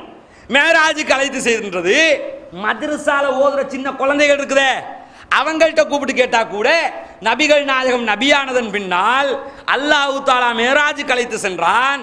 அவர்கள் வந்து நடந்தவற்றை சொன்னார்கள். நிறைய பேர் முஸ்லிமா இருந்தவங்களே முர்த்ததா போயிட்டாங்க. அபூபக்கர் சித்திக் ரலியல்லாஹு அவர்களை போன்றவர்கள் போகவில்லை. அதனால தானே அவருக்கு சித்திக்ன்றே பேரு. எல்லாருக்கும் தெரிஞ்ச சம்பவம். நபிகள் நாயகம் எப்பொழுது மேராஜுக்கு சென்றார்கள் என்று கேட்டால் அத்தனை பேரும் என்ன பதில் சொல்லுவோம்? கோரசா பதில் சொல்லுவோம். எப்படி சொல்லுவோம்? நபிகள் நாயகம் நபியானதற்கு பிறகு மேராஜுக்கு சென்றார்கள். இது வெளிப்படை நிரூபிக்கப்பட்ட வரலாறு. புகாரியில இடம்பெறக்கூடிய ஒரு ஹதீஸ்ல என்ன இடம்பெறுதுன்னு கேட்டா 3570வது ஹதீஸ்ல நபிகள் நாயகம் அவர்கள் நபியாவதற்கு முன்பதாகவே மேராஜ் போனார்கள் என்று புகாரி இமாம் பதிவு செஞ்சு வச்சிருக்காரு. ரசூலுல்லாஹ் நபியாகிறதுக்கு முன்னாடி மேராஜுக்கு போனாங்களாம். அப்படி போக முடியுமா? நபிமார்களுக்கு மட்டுமுள்ள ஒரு தனிச்சிறப்பது. நபியத்தான் அல்ல அழைச்சிட்டு போவான். நபியாகவே இல்லாத நேரத்தில் அவங்கள்ட்ட நீங்க கேளுங்க, நபி ஆகிறதுக்கு முன்னாடி மேராஜ் போக முடியுமான்னு ஃபர்ஸ்ட் கேளுங்க. கண்டிப்பா முடியாதும்பாங்க. போனதாக புகார்ல ஹதீஸ் வருது, அப்ப நம்ம தான் வேணும்ன்றாங்க. விளங்குதா? சரி நம்புறோம், புகார்ல ஹதீஸ் வருது இல்ல, நம்பிடுவோம். அப்ப நபியாகினத்துக்கு பிறகு மேராஜ் போனாங்கன்னு வருது, அப்ப 2 வாட்டி போனாங்களா? ஒன்னு என்ன செய்யணும்? 2 வாட்டி போனாங்கன்னு சொல்லணும். அதையும் சொல்ல மாட்டாங்க. 2 வாட்டி போகல, ஒரு தடவை தான் போனாங்க. அந்த ஒரு தடவை எப்ப? நபியானதுக்கு பிறகு. அப்ப நபியானதுக்கு முன்னாடி போனதாக புகார்ல ஒரு ஹதீஸ் வருது, அதுக்கு உண்மைதான். இப்ப உண்மைன்னா எப்பப்பா போனாங்க? அதுக்கு உண்மை இதுக்கு உண்மைன்னா எது உண்மை? 2ல ஒண்ணு சொல்லு. என்னன்னா இவங்களுக்கு நபிகள் நாயகத்தை பாதுகாக்கணுங்கிறத விட, இந்த மார்க்கத்தை உண்மையாக்கணுங்கிறத விட புகாரி இமாம பாதுகாக்கணுங்கிறதா பெருசா போயிடுச்சு. இந்த ஷாஃபி மதுஹப், ஹனபி மதுஹப்காரன் ஷாஃபி ஹனபின்னு கத்திக்கிட்டு தெரிஞ்சாங்கல்ல, ஷாஃபி இமாம் சொன்னா அப்படி ஆகுமா, ஹனபி இமாம் அப்படி செய்வாரான்னு கேட்டாங்களே, இது மாதிரி புகாரி முஸ்லிம் தலை கடிச்சிருச்சு. இப்ப வழங்குதா? அந்த இமாம்களுடைய சிந்தனை தலைக்கடிக்க போய் தான் புகாரி சொன்னா தவற வருமா, முஸ்லிம் தவறா சொல்லுவாரான்னு கேட்கிறாங்கல்ல. சொல்லி இருக்கிறாரு, அவர் தான் தவறு விட்டுருக்கிறார். மார்க்கம் தவறு விடல, அவர் மனிதன், ஒரு சிறந்த அறிஞர், மனிதன் என்ற வகையில் தவறு விட்டு இருக்கிறார். இதை ஒத்துக்கொள்றதுக்கு ஏன் மனசு கஷ்டப்படுகிறது?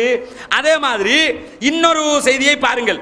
அதாவது உமாமத் அபு உமாமத் அபு உமாமா அல் பாஹிலி ரலியல்லாஹு அன்ஹு அவர்கள் சொல்கிறார்கள், ஒரு வழியா அப்படி போய்கிட்டு இருக்கிறாங்களாம். ரசூலுல்லாஹ்வுடைய மரணத்துக்கு பிறகு இப்படி போய்கிட்டு இருக்கிறாங்க. போற நேரத்தில் ஒரு வீட்டுக்குள்ள ஒருத்தரோட இப்படி பேசுறாங்க. பேசும்போது வீட்டுக்குள்ள பாக்குறாங்க, வீட்டுக்குள்ள ஏறு கலப்பை இருக்குது. விவசாயம் பண்ற கலப்பை இருக்குது.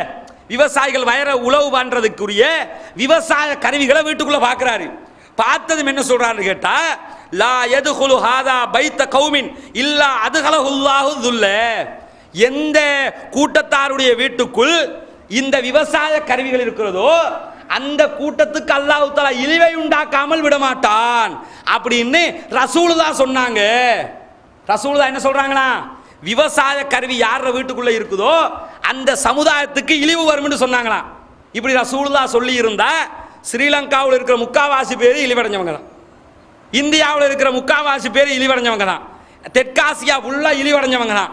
இதுக்கு முன்னாடி மதீனா சஹாபாக்கள் இழிவடைந்தவர்கள் என்ற லிஸ்டுக்குள்ள வருவாங்க. இந்த ஹதீஸ் உண்மைண்டானா ஏன் தெரியுமா?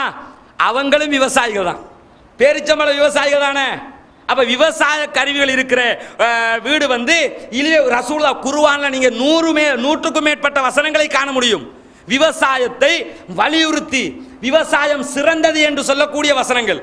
குர்ஆன் சிலாயிச்சு பேசுது விவசாயத்தை. அப்படி பேசுகிற ஒரு குர்ஆன், அப்படி பேசுகிற அல்லாஹ் விவசாய கருவிகள் இழிவடைந்தது என்று நபிகள் நாயகத்தை சொல்ல வைப்பானா? அப்ப என்ன விளங்குது? ரசூலுல்லாஹ் இதை சொல்லலன்னு விளங்குது. பார்த்தாலே புரியுது. இன்னொரு செய்தியை சொல்லி காட்டுகிறேன். அதாவது அல்லாஹ் தஆலா திருமறை குர்ஆனிலே சொல்லுகிறான், அல்லாஹுல்லதி ஹலக்க ஸமாவாதி வல் அர்த ஃபீ சித்தத்தி அய்யாமின் சும்மஸ்தவா அலல் அர்ஷி. அல்லாஹ் தஆலா தான் இந்த உலகத்தை 6 நாட்களில் படைத்தான். அல்லாஹ் குர்ஆன்ல சொல்றான் 6 நாட்கள் இந்த உலகத்தை படைத்ததாக. சஹீஹ் முஸ்லிம்லே ஒரு ஹதீஸ் இடம்பெறுகிறது, 4997வது ஹதீஸ். அந்த ஹதீஸ்ல என்ன சொல்லப்படுது தெரியுமா? அல்லாஹ் தஆலா 7 நாட்கள்ல இந்த உலகத்தை படைச்சான்னு இருக்குது. தெளிவா பல வசனங்கள் அல்லாஹ் சொல்றான் 6 நாட்கள்ல தான் உலகத்தை படைச்சேன்னு. முஸ்லிம்ல வர ஒரு ஹதீஸ் சொல்லுது 7 நாட்களில் படைத்ததாக. இந்த ஹதீஸ் உண்மையா? குர்ஆனுடைய செய்தி உண்மையா? ஒரு மூமின் இப்ப என்ன நிலை எடுப்பான்? இந்த குர்ஆனுடைய செய்தி தான் உண்மை, இந்த ஹதீஸ் ரசூலுல்லாஹ் சொல்லி இருக்க மாட்டாங்க, இது தப்பு. இப்படி நாம சொன்னா நமக்கு பேர் என்னையா? முஅ்தஸிலாக்கலாம். அவர்களாலேயே மதிக்கப்படக்கூடிய ஷைகுல் இஸ்லாம் இப்னு தைமியா சொல்றாரு, இது ஹதீஸ் இல்ல, இது எடுக்க கூடாது, குர்ஆனுக்கு மாற்றமாக இருக்குது. இப்ப இப்னு தைமியா ஷைகுல் இஸ்லாமா முஅ்தஸிலாவா? அதுக்கும் சொல்லணும், எல்லாத்துலையும் டபுள் நிலைப்பாடு. வழங்கா ஷைகுல் இஸ்லாமும் தான் முஅ்தஸிலாவும் தான். எப்படி நல்லா இருக்குமா? நான் கேட்கிறேன், இப்னு தைமியா ஷைகுல் இஸ்லாம். ஷைகுல் இஸ்லாம் என்ன? இஸ்லாத்தின் தலைவர். இஸ்லாத்திர தலைவரா முஅ்தஸிலாக்கள் தலைவரா? அவரு நாங்க தமிழ் உலகத்தில் இருக்கிறவங்க சொன்னா முஅ்தஸிலாக்கள்ங்கிறீங்களேப்பா. பக்கம் பக்கமா இருக்கிற பேப்பரையே இதுக்காக வீணடிக்கிறீங்களேப்பா. பேப்பர் போடுறாங்களே அந்த குரல் இந்த குரல், எல்லா குரல்லையும் பக்கம் பக்கமா இதுக்கே காலத்தை வீணாக்குறீங்களே. எங்களுக்கு ஏசுறதையே பொழப்பா கொண்டிருக்கிறீங்களே. நான் கேட்கிறேன், நீங்க சொல்லுங்க, இப்னு தைமியா முஅ்தஸிலாக்களுடைய தலைவரா இல்ல இஸ்லாத்தினுடைய தலைவராக நீங்க எடுக்க போறீங்க? ஷைகுல் இஸ்லாம முஅ்தஸிலாக்களுக்கு ஷேக்னு சொல்ல வர்றீங்களா? இப்னு தைமியாண்டா வாயை பொத்திக்கிடுவாங்க. சவுதி கவர்மெண்ட் சொன்னா தான் இங்க வாய் அசையும். வழங்க அந்த நிலைப்பாடு தான். என்ன இந்த காசை கொடுத்து கொடுத்து பழக்கிட்டாங்கல்ல, கிணறு கட்ட காசு, அது கட்ட காசு, எது வந்தாலும் காசு ஆக்கிட்டாங்கல்ல. ரமலான்ல நோன்பு திறக்கணுமா, இஃப்தாருக்கு காசு. பெருநாள் இப்போ அஜி பெருநாள் வருதுல்ல, நீங்க ஏன் உங்களோட காசை வீணாக்கி நீங்க மாட இருக்கணும், நாங்க காசு தந்துடுறோம் மாட எடுத்துருங்க. இப்படியே பழக்கினதுனால, காசுக்கு ஜாரா அடிக்கிறதுனால ஹதீஸ் என்ன குர்ஆன் வசனம் என்னங்கிறது விளங்காம போயிடுச்சு. அப்ப என்ன அல்லாஹ் தஆலா திருமறை குர்ஆனிலே சொல்லி காட்டுகிறான், மன் கஃபர பில்லாஹி மின் பாதி ஈமானிஹி, யாரெல்லாம் அல்லாஹ்வை நம்பிய பின் அவனை மறுப்பவர்களாக இருக்கிறார்களோ, அல்லாஹ்வை நம்பினதுக்கு பிறகு இந்த ஏகத்துவத்தை ஏற்றுக்கொண்ட பிறகு யாரெல்லாம் அவனை மறுப்பார்களோ அவர்கள் மீதிலும், மறுப்பதற்கு உள்ளத்திலே தாராளமாக இடமளிப்பவர்கள் மீதிலும் அல்லாஹ்வின் கோபமும் கடும் வேதனையும் உண்டாகும். யாருக்கு? ரெண்டு காவிர்கள் ரெண்டு விதம் இருக்கிறாங்க. ஒன்னு இயற்கையிலே அவன் காவிராவே இருப்பான், இஸ்லாத்துக்கே வந்திருக்க மாட்டான். இன்னும் கொஞ்சம் பேர் முஸ்ரிக்கீன்களா இருக்கிறாங்களே, தர்காவுக்கு போய் கொண்டு அதை செஞ்சுக்கிட்டு இவங்க ஆரம்பத்துல இருந்தே முஸ்ரிக்கீன்களாக இருப்பாங்க. கொஞ்சம் பேர் இருப்பாங்க தௌஹீத் வந்துட்டு திருப்பி முஸ்ரிக்கா மாறினவங்க. அவங்களுக்கு அல்லாஹ் சொல்றான், யாரெல்லாம் ஈமான் கொண்டதற்கு பிறகு மீண்டும் தங்களுடைய உள்ளத்திலே குஃபரை ஏற்படுத்தி கொண்டு உள்ளத்திலே குஃபருக்கு இடமளிக்கிறார்களோ அவர்களுக்கு அல்லாஹ்வின் கோபமும் வேதனையும் உண்டு. யாருக்கு இது? போலி தௌஹீத் வட்டத்துக்குள்ள இருக்கிற அத்தனை பேருக்கும் உண்டு. ஏன்? அத்தனை பேருமே தௌஹீத் என்ற வட்டத்துக்குள் வந்துவிட்டு இன்றைக்கு இந்த சூனியத்திற்கு சக்தி உண்டு என்று நினைத்துக் கொண்டு மீண்டும் வழிகேட்டுக்கு சென்று விட்டார்கள்.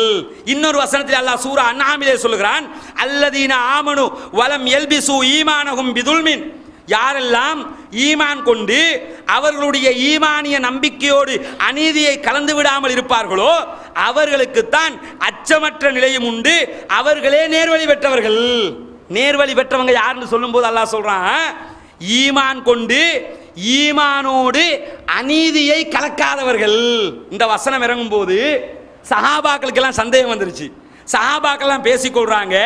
எப்படி பேசிக்கொள்றாங்க? இந்த செய்தி இறங்கிப்பட்டதோட சஹாபாக்கள் பேசுகிறார்கள், ஐயுனா லம் யதுலிம், நம்மள யாருப்பா அநியாயம் செய்யாதவங்க இருக்கிறாங்க? ஈமான் கொண்டு யாரெல்லாம் அநியாயத்தை தங்களுடைய ஈமானோடு கலந்து விட்டார்களோ கலக்கவில்லையோ அவர்களுக்கு தான் அச்சமற்ற நிலை இருக்குதுன்னு சொன்ன, நாம் எல்லாம் அநியாயம் இப்படியோ ஒரு வகையில் அநியாயம் செய்கிறவங்க தானே, அப்ப நமக்கெல்லாம் சொர்க்கம் கிடைக்காதா என்று சஹாபாக்கள் அத்தனை பேரும் பேசிக் கொள்கிறார்களாம். அப்ப அல்லாஹ் தஆலா இந்த வசனத்துக்கு விளக்கமா இன்னொரு வசனத்தை இறக்குறான். ஈமான் கொண்டு தங்களுடைய ஈமானோடு அநியாயத்தை கலந்து கொண்டவர்கள் என்றால் யார் என்று சொல்லும் போது, இன்ன ஷிர்க லதுல்முன் அலீம், அநியாயம் என்பது இணை வைப்பு தான். ஷிர்க் இருக்குதே, இணை வைப்பு என்பது மிகப்பெரிய அநியாயமாகும் அப்படிங்கிறான். அப்ப ஈமான் கொண்டு தங்களுடைய ஈமானோடு அநியாயத்தை கலந்தவர்கள் யார் கலந்தவங்க? இயற்கையிலே காவிர் லிஸ்ட்ல உள்ளவங்க, இயற்கையிலே முஸ்லிம் லிஸ்ட்ல முஸ்ரிக் லிஸ்ட்ல உள்ளவங்க. ஈமான் கொண்டதற்கு பிறகு அநியாயத்தை கலந்து கொண்டவர்கள் யாரு? போலியான செய்திகளை நம்பி, பொய்யான செய்திகளை நம்பி சூனியத்தினால் பாதிப்பு உண்டா. ரசூலுல்லாஹ் தெளிவா சொல்றாங்க, சூனியத்தை உண்மை என்று நம்புவன் சூனம் நுழைய மாட்டான்னு. இதை விட ஒரு மூமினுக்கு என்ன வேணும்? நான் கேட்கிறேன், ஆரம்ப காலத்தை அத்தனை இந்த வழிகேட்டுக்கு சென்றிருக்கக்கூடிய அத்தனை சகோதரர்களும் யோசித்து பாருங்கள். ஒரே ஒரு விரலாட்டுகிற ஹதீஸுக்காக எத்தனை ஊர்களில் சண்டையிட்டீர்கள்? யோசிச்சு பாருங்க. ரசூலுல்லாஹ் சொல்லிட்டாங்க, அல்லாஹ்வுடைய தூதர் சொன்னதுக்கு அப்புறம் நாங்க எதுவும் செய்ய மாட்டோம். அல்லாஹ்வுடைய தூதர் விரலாட்டி இருக்கிறார்கள், அதனால் விரலாட்டுகிறோம். அல்லாஹ்வுடைய தூதர் நெஞ்சிலே தக்பீர் கட்டினார்கள், அதனால் நெஞ்சிலே தக்பீர் கட்டுகிறோம் என்று ஒரே ஒரு சிங்கிள் ஹதீஸிற்காக எத்தனை இடங்களில் ஒரு ஹதீஸுக்காக வேண்டி மார்க்கத்திற்காக பிரச்சனைப்பட்டோம். இவ்வளவு தெளிவாக கொள்கைக்குள்ள வந்த நாம வந்த வேகத்திலே வெளியே போயிருக்கிறீங்களே, எப்படி ஏற்றுக்கொள்ள முடியும்? இப்படி வெளியே போறது அங்கீகரிக்க முடியுமா? யோசிச்சு பாருங்க. அப்ப என்ன யோசிக்கணும்? ஹதீஸ் என்பது கண்ணுக்கு முன்னாடி தெளிவா இருக்குது, குர்ஆன்ங்கிறது கண்ணுக்கு முன்னாடி தெளிவா இருக்குது. இவர்களுக்கு மிக தெளிவாக இந்த தமிழ் உலகத்திலே நாம் வாழுகிற காலத்திலே மிக தெளிவான ஒரு சந்தர்ப்பம் நமக்கு கிடைத்தது. சூனியத்தினால் பாதிப்பை உண்டாக்குவேன், தூக்கிலே தொங்க வைப்பேன், தற்கொலை பண்ண வைப்பேன் என்று ஒருவன் சவால் விடுக்கிறான். ஆமாப்பா செஞ்சு முடி உனக்கு தருவோம் என்று சவால் விடுறாரு. இன்றைய தினத்தோடு சூனியம் என்ற கான்செப்டுக்கு சாவு மணி அடிக்கப்பட்டிருக்கிறது. கண்ணுக்கு முன்னாடி பார்க்கிறோம். தூக்கி எறியப்பட்டு விட்டான். நாளை காலை 11 மணிக்கு தமிழ்நாடு தௌஹீத் ஜமாத் தலைமையகத்திற்கு அவன் வர வேண்டும், வருவதாக சொல்லி இருக்கிறான். வந்து இஸ்லாத்துக்கு வர்றானா இல்லையாங்கிற ரெண்டாவது. ஆனால் இன்றோடு சூனியம் கான்செப்டை மூடியாச்சு. கண்ணுக்கு முன்னாடி தமிழக மக்கள் பார்த்து விட்டார்கள். நடக்காது, செய்ய முடியல, நடக்க வைக்க முடியாது. அப்படி முடியும்னா பிரபாகரனோட எதுக்கு 30 வருஷம் யுத்தம்? நான் கேட்கிறேன். இப்ப எதுக்கு ஊவாவில் எதுக்கு இவ்வளவு தேர்தல் அடிதடி எல்லாம்?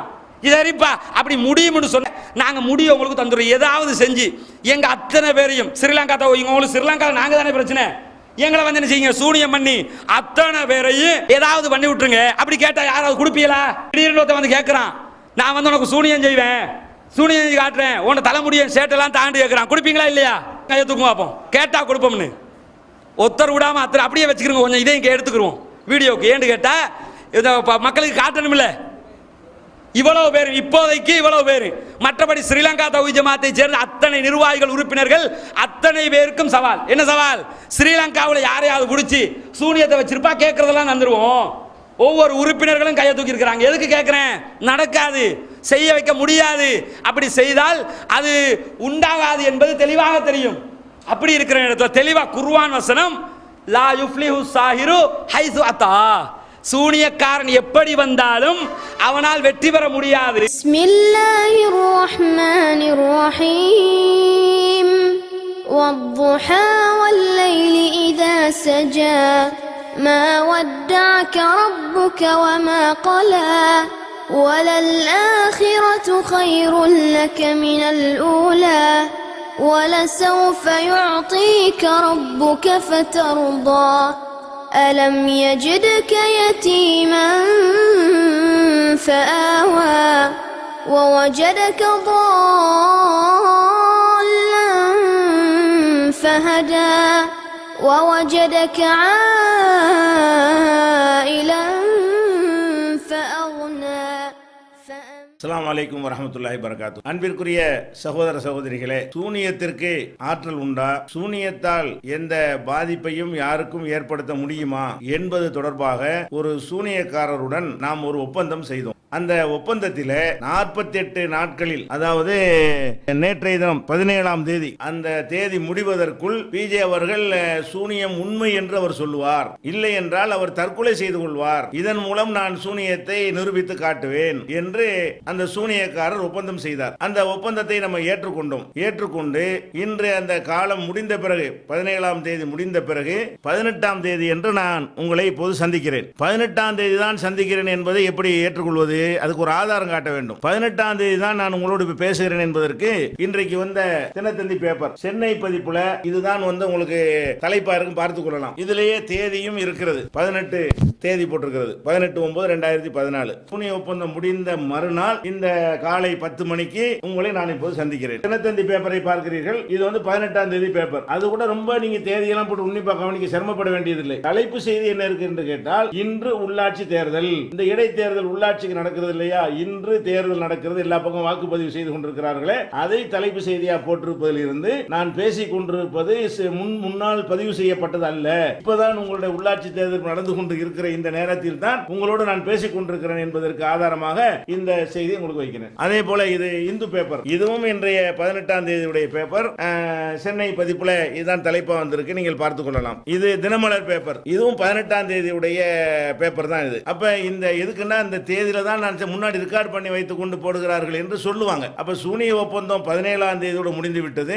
எந்த டயத்துல முடியுது என்று போன் பண்ணி கேட்டோம். நடிச்சாம 2:30 மணிக்கு வரைக்கும் இருக்கு டைம்டாங்க, இல்ல ராத்திரியே போட்டிருப்போம், சில மகரிபோட போட்டு விட்டுருக்கலாம். இதை நடிச்சாம 2:30 மணிக்கு முடியுதுங்கிறதுனால சரி நடிச்சாம முடியட்டும், விடிந்த பிறகு நம்ம இதை வெளியிட்டுக் கொள்வோம் என்கிற அடிப்படையில் தான் சந்திக்கிறோம். சூனியம் 48 நாள் நேற்றோடு முடிந்து தேதியும் போடப்பட்டது 14ஆம் தேதியோடு என்று. இன்னும் சொல்ல போனால் இடையில் அந்த ஒப்பந்தம் அவர்கிட்ட பேசும் பொழுது ஒன்னும் நடக்கல, எப்ப நடக்கும், கரெக்டா 17 அன்னைக்கு நடக்கும் என்று என்று அந்த சூனியக்காரர் வந்து திரும்ப ஒரு செஞ்சாரு, உறுதிமொழி சொன்னார். அப்ப அந்த நாள் முடிந்த பிறகு எனக்கு எந்த விதமான ஒரு உபாதையோ, சொல்ல போனால் ஏற்கனவே இருந்த ஒரு கால்வலி கூட இப்ப குறைந்து விட்டது, இல்லாமல் போய்விட்டது என்று கூட சொல்லலாம். அந்த அளவுக்கு ஒரு நல்ல நிலையில் தான் நான் இருக்கிறேனே தவிர என்னுடைய எந்த விதமான செயல்பாடுகளில் எதிலையுமே எந்த விதமான பிரச்சனை ஏற்படவில்லை. அப்ப இந்த சூனியம் பொய் என்பதை நிரூபிப்பதற்காகத்தான் இந்த ஒப்பந்தம் போட்டோம். நிரூபணமாகிவிட்டது. சூனியத்தால் யாரும் யாருக்கும் எதுவும் செய்ய முடியாது. இதுக்காக வேண்டி இலக்கு வைத்து குறி வைத்து பல பூஜைகள் நடத்தியும் கூட ஒண்ணுமே ஆகவில்லை என்று சொன்னால் எப்படி சூனியத்தால் மற்றவங்களுக்கு பாதிப்பு ஏற்படுத்த முடியும் என்பது இப்ப நிரூபணம் ஆகிவிட்டது. அதே நேரத்தில் இந்த வீடியோ கூட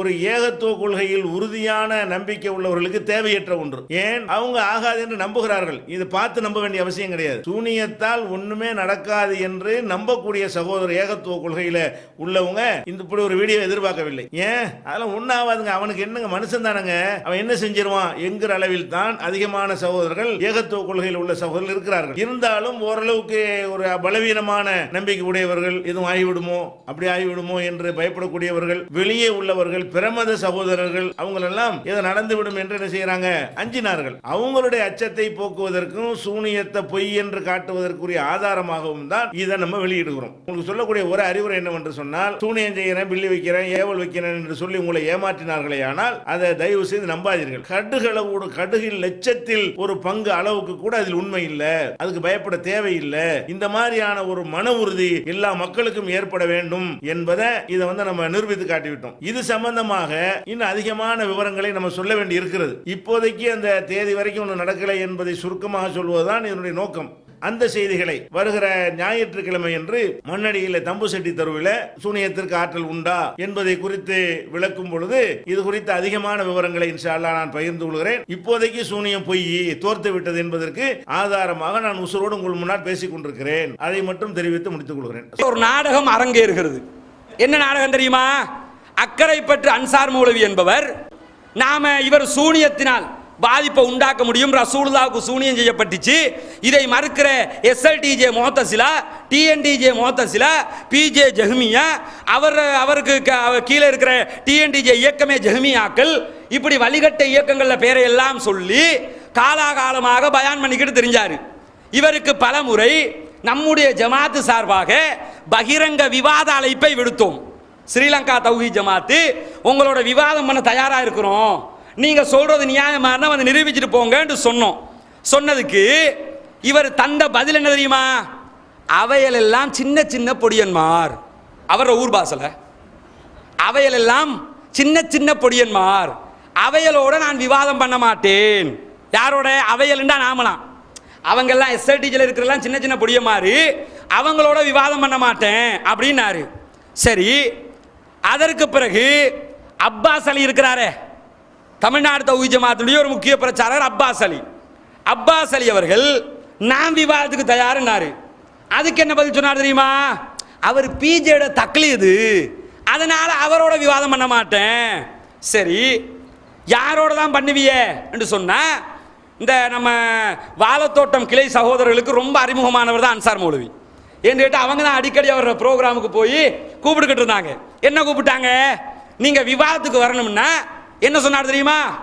நான் தமிழ்நாட்டுக்கு சென்று, இந்தியாவுக்கு சென்று, என்னுடைய சொந்த பணத்தில் டிக்கெட் எடுத்து சென்று பிஜேயோடு விவாதிக்க தயார். பிஜே தயாராண்டா சொல்லுங்க, நான் இந்தியாவுக்கு போய் விவாதிப்பேன்னாரு. வழங்குதா? தெரியாம சொல்லிட்டார் போல் இருக்கு. வழங்குதா? நாம் என்ன செஞ்சோம்னு சொன்ன, பிஜே உடைய கடிதத்தை பெற்று அவரிடத்தில் ஒப்படைத்தோம். எப்போ ஒப்படைக்கப்படுதுன்னு கேட்டா, அவருக்கு 24/3/2014 அன்று, அதாவது 2014 3ஆம் மாதம் 24ஆம் தேதி அன்சார் தப்லீகியோடு விவாதிப்பதற்கு நான் தயார், அவருடைய சம்மதத்தை பெற்றுத்தார்கள் என்று நம்ம ஜமாத்துக்கு பிஜே கடிதம் தர்றாரு.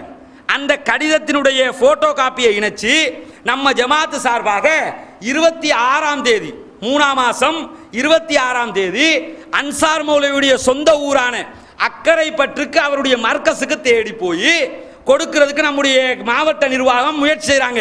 அவர் என்ன சொல்றாரு தெரியுமா? எஸ்ஐடி கடிதத்தை கூட நான் எடுக்க மாட்டேன். எப்படி?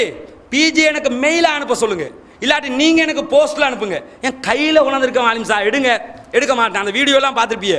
எடுக்க மாட்டேன்னு அந்த வீடியோ பண்றாங்க. எடுக்க மாட்டேன்னு அவர் பாட்டுக்கு போய்கிட்டு தான் இருக்காரு. கடைசியில் அவருக்கு வந்து இப்போ ரெஜிஸ்டர் போஸ்ட்லையும் அனுப்பி அவரோட செயலாளர்கிட்டையும் கொடுத்து கையில் சேப்பிச்சாச்சு. சேப்பிச்சதுக்கு பிறகு அவர் என்ன அதில் பிஜே என்ன எழுதுறாருன்னு கேட்டால் 3ஆம் மாதம் மார்ச் மாதம் கடிதம் கொடுக்குறாரு. கடிதத்தில் சொல்றாரு, ஏப்ரல் மாதம் 20ஆம் தேதி தொடக்கம் 30ஆம் தேதிக்குள் விவாத ஒப்பந்தம் போடுவதற்கு ஒரு நாளை நீங்கள் தீர்மானித்து சொல்லுங்கள். ஏப்ரல் மாதம் 20 தொடக்கம் 30 வரை ஒரு டேட்டை சொல்லுங்க, அந்த டேட்டில் சென்னையில் ஒப்பந்தம் போட்டு விவாதம் எப்பன்னு முடிவெடுத்துருவோம் அப்படின்னு கடிதம் அனுப்புறாரு. இந்த கடிதத்திற்கு 2014 இந்த வருடம் 4ஆம் மாதம் 7ஆம் தேதி என்ன செய்யறாருன்னு கேட்டா அன்சார் மௌலவி அவர்கள் பதில் அனுப்புகிறார். கிட்டத்தட்ட ஒரு 10 நாளைக்கு பிறகு பதில் அனுப்புறாரு. அந்த பதில் என்ன அனுப்புறாருன்னு கேட்டா பிஜே வந்து ஏப்ரல் மாதம் விவாத ஒப்பந்தம் செய்வோம்னாரு. இவர் என்ன சொல்றாருன்னு கேட்டா ஜூன் மாதம் 17ஆம் தேதியிலிருந்து 27ஆம் தேதிக்குள் நாம வந்து விவாத ஒப்பந்தத்தை வச்சுக்கிருவோம். 6ஆம் மாதம் வச்சுக்கிறோம்ங்கிறார். 4ஆம் மாதத்தை 6வது மாதத்தில் நாம ஒப்பந்தத்தை வச்சுக்கிருவோம். நான் சென்னைக்கு வர்றேன் ஒப்பந்தத்துக்கு அப்படிங்கிறாரு. ஏன் தெரியுமா? இப்போ வந்து விசா கிடைக்கலன்னு சொல்றாருல, 3ஆம் மாதம் விசா கிடைச்சிருக்கும் விலகுதா. ஆனால் என்ன சொல்றாருன்னு கேட்டால் 4ஆம் மாதம் எனக்கு வர முடியாது, நான் 6வது மாதம் வர்றேன் அவரே டேட்டை போடுறாரு. அதில் ஒப்பந்தத்தில் அவர் எழுதுறார் கடிதத்தில், ஒப்பந்தத்தில் கண்டிப்பாக பிஜே கலந்து கொள்ள வேண்டும். விவாதத்துக்கு முன்னாடி உள்ள ஒப்பந்தம் இருக்குது, எப்படி விவாதம் செய்ய போறோம்னு அதில் பிஜே இருக்கணுங்கிறாரு. இந்த கடிதத்திற்கு 2014 4ஆம் மாதம் 10ஆம் தேதி இவர் கடிதம் போட்டு 3 நாளில் பிஜே ரிப்ளை பண்றாரு. அந்த கடிதத்தில் என்ன சொல்றாருன்னு கேட்டா கண்டிப்பாக நான் ஒப்பந்தத்தில் கலந்து கொள்வேன். பிஜே தானே ஒப்பந்தத்தில் கலந்து கொள்ளணும், ஆமா நான் கலந்து கொள்வேங்கிறாரு. கலந்து கொள்வது மட்டும் இல்லாம ஜூன் மாதம் நீங்க சொன்னது மாதிரி அன்சார் மௌலவி விரும்பியதை போன்று ஜூன் மாதமே ஒப்பந்தம் செய்து கொள்வோம்ங்கிறது முடிவாக்கப்படுகிறது. முடிவாக்கப்பட்டு பிஜே வந்து அதுக்குரிய கடிதத்தை அனுப்பி வைக்கிறார். அனுப்பி வைக்கும் போது கடிதத்தில் எழுதுறாரு, 4ஆம் மாதம் 17ஆம் தேதிக்கு முன்பதாக இதுக்கு பதில் தாருங்கள் அப்படிங்கிறாரு. டேட்டுகள் கொஞ்சம் இப்படி பிறகு நீங்க வீடியோ போட்டு பார்த்தீங்கன்னா டேட் விளங்கிரு. இல்லைன்னா யாருக்காவது இந்த கடிதங்கள் எல்லாமே வேணும்னா நம்ம ஹெட் ஆஃபீஸில் இருக்குது, 2 பேரும் பரிமாறிக்கொண்ட கடிதங்கள் பார்த்தாலே விளங்கிடும். சரியா? அப்ப அந்த கடிதத்துக்கு 4ஆம் மாதம் 14ஆம் தேதி அன்சார் மௌலவி பதில் அனுப்புறாரு. என்ன அந்த பதில் என்ன குறிப்பிடாரு தெரியுமா? 2 தலைப்புல தான் நான் விவாதிப்பேன், வேற எந்த தலைப்புலையும் விவாதிக்க மாட்டேன். ஒவ்வொரு கண்டிஷனா போடுறாரு, நீங்க வரணும் அது வரணும். பிஜே என்ன சொல்றாரு, நீங்கள் குறிப்பிட்டதை போன்று 2 தலைப்புகளிலேயே விவாதிக்கலாம் என்று சொல்லி 18/4/2014 4ஆம் மாதம் 18ஆம் தேதி இவர் கடிதம் அனுப்பி 4 நாளில் திருப்பி ரிப்ளை பண்றாரு. ரிப்ளை பண்ணி அன்சார் மௌலவி கேட்டுக்கொண்டதை போல 22/6 6ஆம் மாதம் 22ஆம் தேதி ஜூன் மாதம் 22ஆம் தேதி விவாத ஒப்பந்தம் சென்னை மண்ணடியில் அமைந்திருக்கக்கூடிய தமிழ்நாடு தௌஹீத் ஜமாத் தலைமையகத்தில் நடைபெறும், இதுக்கு ஒத்துக்கொண்டேன் என்று சொல்லி ரிப்ளை பண்ணுங்கிறாரு. அதுக்கு என்ன செய்யறாருன்னு கேட்டா ரிப்ளை பண்றாரு. ஓகே, அன்சார் மௌலவி என்ன செய்யறாரு, 6ஆம் மாதம் 22ஆம் தேதி விவாத ஒப்பந்தம் பண்ணுவோம் ரிப்ளை பண்ணிடுறாரு. பண்ணிட்டு திரும்ப என்ன செய்யறாரு தெரியுமா, 6ஆம் மாதம் 22ஆம் தேதி ஒப்பந்தம் இருக்கல 5ஆம் மாதம் 26ஆம் தேதி, இதை கொஞ்சம் ஞாபகத்தில் வச்சுக்கிறீங்க. 6ஆம் மாதம் 22 விவாத ஒப்பந்தம், 5ஆம் மாதம் 26ஆம் தேதி என்ன செய்யறாருன்னு சொன்னா ஒரு கடிதம் அனுப்புறாரு. கடிதம் அனுப்பி என்ன சொல்றாரு, நாம வந்து ரமலானுக்கு பிறகு 9ஆம் மாதம் 14ஆம் தேதி, இன்றைக்கு எத்தனை நாள் இருக்கிறோம், 17 தாண்டிட்டோம், 18 வழக்குதா. 9ஆம் மாதம் 14ஆம் தேதி விவாத ஒப்பந்தத்தை வச்சுக்கிருவோம், தவிர்க்க முடியாத காரணங்களால் எனக்கு 6ஆம் மாதம் கலந்து கொள்ள முடியாது அப்படிங்கிற அந்த கடிதத்தில் என்ன சொல்றாருன்னு கேட்டா 5ஆம் மாதம் 26ஆம் தேதி கடிதம் அனுப்புறாரு. எனக்கு 6ஆம் மாதம் 22ஆம் தேதி ஒப்பந்தத்துக்கு வர முடியல, தவிர்க்க முடியாத சில காரணங்கள், அதனால 9ஆம் மாதம் 14ஆம் தேதி விவாத ஒப்பந்தத்தை வச்சுக்கிருவோம். இது எதுக்கு நான் சொல்ல வர்றேன்னு கேட்டா இது இந்த அனுப்பினதில் ஒரு இக்குமத்தை நான் சொல்றேன். ஏன்னா இப்ப அவர் நடந்துக்கிறது அதுதான் காட்டுது. இவர் இந்த கடிதம் அனுப்புறதுக்கு முன்னாடி 6ஆம் மாதம் 22 விவாத ஒப்பந்தம் இருந்துச்சே, அந்த டைம்ல பிஜே சூனியம் தலைப்பு பேச போறாருன்னு அறிவிப்பு வெளியாயிடுச்சு. அவங்களுக்கு பிஜே ரமலான்ல இஸ்லாத்தின் பார்வையில் சூனியம் என்ற ஒரு தலைப்பு உரையாற்ற போறான்னு விளம்பரம் எல்லாம் வெளியாயிடுச்சு. அப்ப என்ன பாக்குறாரு, சரி தலைப்பை பேசவே போறாருங்கிறாரு, மொத்தத்தில் கேட்டுட்டே போகும்னு முடிவெடுத்தாரோ தெரியல, ரமலானுக்கு பிறகு விவாத ஒப்பந்தம் என்று முடிவெடுத்து அறிவிக்கிறாரு. பிஜேபி என்ன சொன்னாரு, சரி பிரச்சனை இல்லை என்று சொல்லி 9ஆம் மாதம் 17ஆம் தேதி 14ஆம் தேதி விவாத ஒப்பந்தம் செய்வதற்கு நான் ஒத்துக்கொள்கிறேன் என்று பிஜேயும் கடிதம் அனுப்பிவிட்டார். அனுப்பினா 9ஆம் மாதம் 14ஆம் இந்த மாதம் 14ஆம் தேதி ஒப்பந்தம், அதை பற்றி ஒரு வார்த்தை கூட பேசாமல் அப்படியே அவரும் அவரை சார்ந்தவர்களும் அப்படியே அமைதி காக்கிறார்கள். அப்போ பிஜே என்ன செய்கிறாருன்னு கேட்டால், திரும்ப 8ஆம் மாதம் 6ஆம் தேதி 9ஆம் மாதம் 14 விவாத ஒப்பந்தம், 8ஆம் மாதம் 6ஆம் தேதி ஒரு கடிதம் அனுப்புகிறாரு. நினைவூட்டல். என்ன நினைவூட்டல்? 9ஆம் மாதம் 14ஆம் தேதி நம்ம 2 பேருக்கு இடையில ஒப்பந்தம் இருக்குது, மறக்காம டைமுக்கு வந்து சேர்ந்துருங்கன்னு ஒரு கடிதம் அனுப்புகிறாரு. நாம் ஒவ்வொரு கடிதத்தையும் பிஜேயும் இமெயில் அனுப்புவார். நாம் என்ன செய்வோம் தெரியுமா? மாவட்ட நிர்வாகம் ஊடாக நம்முடைய அதாவது கிழக்கு மாகாணம் இருக்குல்ல, அம்பாறை மாவட்ட நிர்வாகிகள் நேரடியாக போய் அன்சார் மௌலிட்ட கொடுத்துட்டு வருவாங்க. இப்படி கொடுத்துட்டு வந்து நினைவூட்டல் அனுப்பியாச்சு. அனுப்பினா இப்போ நினைவூட்டல் கடிதத்துக்கு எந்த ரிப்ளையும் அவர் பண்ணலை. வர்றேன் வரமாட்டேதாவது சொல்லணும்ல, ரிப்ளை பண்ணவும் தேவையில்ல. அவர் ஏன் வந்தே ஆகணுமே. அப்போ ரிப்ளை பண்ணாமல் அவர் இருக்கிறாரு. இப்போ பதில் சொல்லாமல் என்ன செய்கிறாருன்னு கேட்டால், 14ஆம் தேதி ஒப்பந்தம். எப்போ? இந்த மாதம் 14ஆம் தேதி விவாத ஒப்பந்தம். 10ஆம் தேதி ஒரு கடிதம் அனுப்புகிறாரு. 4 நாள் இருக்கு ஒப்பந்தத்துக்கு. அப்போ ஒரு கடிதம் அனுப்புகிறாரு. அந்த கடிதத்தில் என்ன அனுப்புகிறாருன்னு கேட்டால், எனக்கு இந்தியாவுக்கான விசா எடுக்க முடியாமல் போயிடுச்சு, அதனால் எனக்கு ஒப்பந்தத்துக்கு வரணுமா இருந்தால் டிஎன்டிஜியிலிருந்து ஒரு கடிதம் அனுப்புங்க, அன்சார் மௌலவியை இன்வைட் பண்ணி ஒப்பந்தத்துக்கு இன்வைட் பண்ணி ஒரு கடிதம் அனுப்புங்க, எனக்கு அதை இமிகிரேஷன் விசா ஆஃபீஸுக்கு கொடுத்து நான் விசா எடுத்துக்கொள்வேன் ஒரு கடிதம் அனுப்புகிறாரு. அதுக்கு பிஜே என்ன ரிப்ளை அனுப்புகிறாருன்னு கேட்டால், கடிதம் எல்லாம் உங்களுக்கு தர தேவையில்ல, உங்கள் பாஸ்போர்ட்டை கொண்டு எஸ்எல்டிஜியில் ஒப்படைங்க, உங்களுக்கு நீங்கள் அதில் அந்த கடிதத்தில் என்ன வருதுன்னு கேட்டால், இவர் 10ஆம் தேதி கடிதம் 4 நாள் இருக்குது. நான் கேட்குறேன், சரி உங்களுக்கு வீசா ஒரு என்ன சொன்னீங்க, என்ன ஆட்டம் போட்டீங்க, வழிகேடுண்டீங்க, அதுண்டீங்க, இதுண்டீங்க, இப்படி ஒரு ஒப்பந்தத்தை எத்தனை முறை டேட்டையெல்லாம் மாற்றிட்டீங்க, மாற்றினது விலங்கு எப்படியாவது போகாமல் இருப்போம்னு பார்த்தாரு. முடியலைன்னு வர்ற நேரத்தில் நீங்கள் உண்மையிலே ஆர்வம் உள்ள ஒரு ஆளாக இருந்தால் ஒரு மாதத்துக்கு முன்னாடியே வீசா போட்டு வச்சிருக்கணும். 4 நாள் இருக்க கிடைக்கலன்னு கடிதம் அனுப்புறாரு. கிடைச்சதா இல்லை கிடைக்கலன்னு தான் கடிதம் அனுப்புறாரு. அவர் ஏன் கிடைக்கலையா? பேங்க் ஸ்டேட்மெண்ட் கேட்குறானா, இந்தியாவுக்கு போகிறதுக்கு புதிய லோ போட்டிருக்கிறானா, பேங்க் ஸ்டேட்மெண்ட் கேட்குறாங்க. அதனால் எனக்கு அக்கௌண்ட் எனக்கு பேங்க்கில் அக்கௌண்ட் இல்லாததுனால எனக்கு பேங்க் ஸ்டேட்மெண்ட் கொடுக்க முடியலை, நீங்கள் என்ன செய்யுங்க உங்களோட கடிதம் ஒன்று அனுப்புங்கிறாங்க. நாம் மசூரா பண்ணி என்ன செய்யணும்னு கேட்டால், பிஜே பதில் அனுப்புகிறார், உங்களுக்கு டிஎன்டிஜியில் கடிதம் எல்லாம் தேவையில்ல, நீங்கள் உங்கள் பாஸ்போர்ட்டை எஸ்எல்டிஜியில் ஒப்படைச்சிருங்க, ஜமாத்து செலவுல உங்களுக்கு வீசா எடுத்து தருவாங்க இந்தியாவுக்கு அப்படின்னு கடிதத்தை அனுப்புறாரு. இது எப்போ கடிதம் அனுப்புறாருன்னு கேட்டால், அவர் 4 நாள் இருக்கல ரிப்ளை பண்ணாரா, பிஜே கடிதத்தில் போடுறாரு, 15ஆம் தேதிக்கு முன்பதாக, 14ஆம் தேதி ஒப்பந்தம், இன்னொரு டைம் கொடுத்து 15ஆம் தேதிக்கு முன்னாடி உங்களோட பாஸ்போர்ட் ஒப்படைச்சிருங்க, எஸ்எல்டிஜியால வீசா எடுத்து தருவாங்க. இவர் அப்பவும் அமைதியாக இருக்கிறாரு. அமைதியாக இருக்க நாம் என்ன செய்யறோம்னு கேட்டால், 15ஆம் தேதி காலையில் மாவட்ட நிர்வாகம் ஊடாக நம்ம எஸ்எல்டிஜியாக ஒரு கடிதம் கொடுக்குறோம். பிஜே உங்கள் பாஸ்போர்ட்டை தர சொன்னார், நீங்கள் தந்தீங்கன்னா நாங்கள் வீசா எடுத்து தந்துடுவோம், தர்றீங்களா இல்லையான்னு சொல்லுங்க. 15ஆம் தேதி கொடுக்குறோம். 15ஆம் தேதி ஈவினிங் டேட் அந்த என்ன பார்க்க என்ன காலத்தை வீணடிக்கிறது, ஃபுல்லாக டேட் முடிஞ்சதுக்கு பிறகு 15ஆம் தேதி ஈவினிங் ஒரு கடிதம் அனுப்புகிறார். 2 பக்க கடிதத்தில் பிஜேக்கு, நீங்கள் கிரிமினல் வேலை செய்கிறீர்கள். என்ன கிரிமினல் வேலையா? பேங்க் ஸ்டேட்மெண்ட் இருந்தால் தான் வீசா எடுக்க முடியும், ஆனால் எஸ்எல்டிஜியில் கொடுத்து கள்ளத்தனமாக வீசா எடுக்க வச்சு என்ன மாட்டி விட பார்க்குறீங்க. அவருக்கு தேவையா? கேட்குறேண்ணா, சிறப்பாக இருக்குதா இல்லையா? என்னன்னு கேட்டால், மார்க்கமும் தெரியலை உலகமும் தெரியலை. அவர் கள்ளத்தனமாக எடுக்கிற விஷயம் அல்லாது, நமக்கு தெரிஞ்ச மக்கள் இருக்கிறாங்க, மக்களை சம்பாதிச்சு வச்சிருக்கிறோம், விவரத்தை சொல்லி இப்படி ஒரு வேலைக்கு தான் போறாருன்னு சொல்லி டிஎன்டிஜே கடிதம் கொடுக்க சொல்ல தேவையில்ல, நாங்கள் சொல்லி உங்களுக்கு வீசா எடுத்து தருவோம், வீசா வந்தால் உங்களுக்கு தாராளமாக இந்தியாவுக்கு போக முடியும். இதுக்கு ஏன் பயப்படுறீங்க? தெரிஞ்ச மக்கள் இருக்கிறாங்க, தாராளமாக சொல்லி வீசா ஆஃபீஸுக்கே சொல்லி வீசாவை பெற்றுத்தர முடியும். அதனால தான் நாங்கள் சொன்னோம் நாங்கள் பெற்றுத்தர்றோம்னு. அதுக்கு வாங்கன்னா கிரிமினல் வேலை செய்ய போறீங்க என்று சொல்லிட்டு இதை சொன்னா பரவாயில்லை. கூட என்ன சொல்றாரு தெரியுமா? ஆகவே நான் ஒப்பந்தத்திற்கு வரமாட்டேன், நேராக 2015 2ஆம் மாதம் 1ஆம் தேதி விவாதத்திற்கே வருகிறேன். இதுக்கு தேவை என்ன? எப்படியாவது போகாம நிக்கணும். விவாதத்துக்கு போறனாலும் டிஎன்டிஜி கடிதம் தான் வேணும், அதை குறிப்பிட்டிருக்காரு.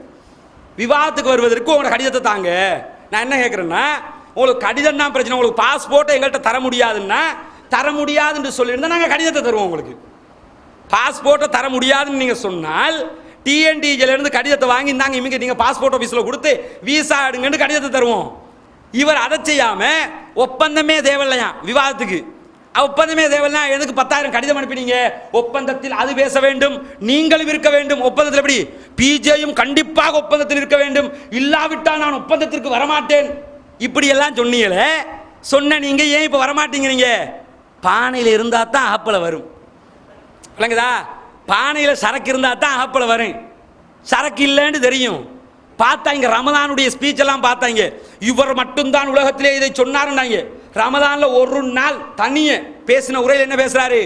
உலகத்திலே சூனியத்தினால் எந்த பாதிப்பும் நிகழாது என்று எந்தெந்த அறிஞர்கள் எல்லாம் சொல்லியிருக்காங்கன்னு ஒரு பட்டியலையும் போட்டாரு.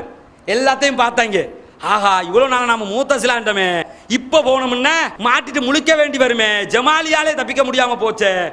எப்படி? ஏற்கனவே ஒருத்தர் எஸ்எல்டிஜியோடு விவாதிக்க மாட்டேன், இந்தியாவுக்கு போய் விவாதிப்பேன், அங்க போய் நின்றுக்கிட்டு எனக்கு எஸ்எல்டிஜி வந்தா தான் பேசுவேன். இது மாதிரி இந்த ஆங்கிள் தான் சொல்லி பார்த்தாரு. பிஜியோடு தான் விவாதிப்பேன். இப்ப கூட ஒன்றும் கெட்டு போகல. சகோதரர் அன்சார் மௌலி அவங்களுக்கு இந்த உரையினூடாக சொல்லிக் கொள்வது என்னவென்றால், நீங்க இந்தியாவுக்கு போக மாட்டீங்க, போற எண்ணம் இல்லைங்கிறது பார்த்தா விளங்குது. விளங்குதா? ஏன் சொல்ல வரேன் தெரியுமா? இதை சொன்ன உடனே சொல்லுவாரு, என்னுடைய உள்ளத்தை உங்களால் அறிய முடியுமா? பிஜே கேட்கிறாரு. நான் கேட்கிறேன், பிஜே கிரிமினல் வேலை செஞ்சாருன்னு அவர உள்ளத்தை நீங்க எப்படி அறிஞ்சீங்க? அப்ப எப்படி?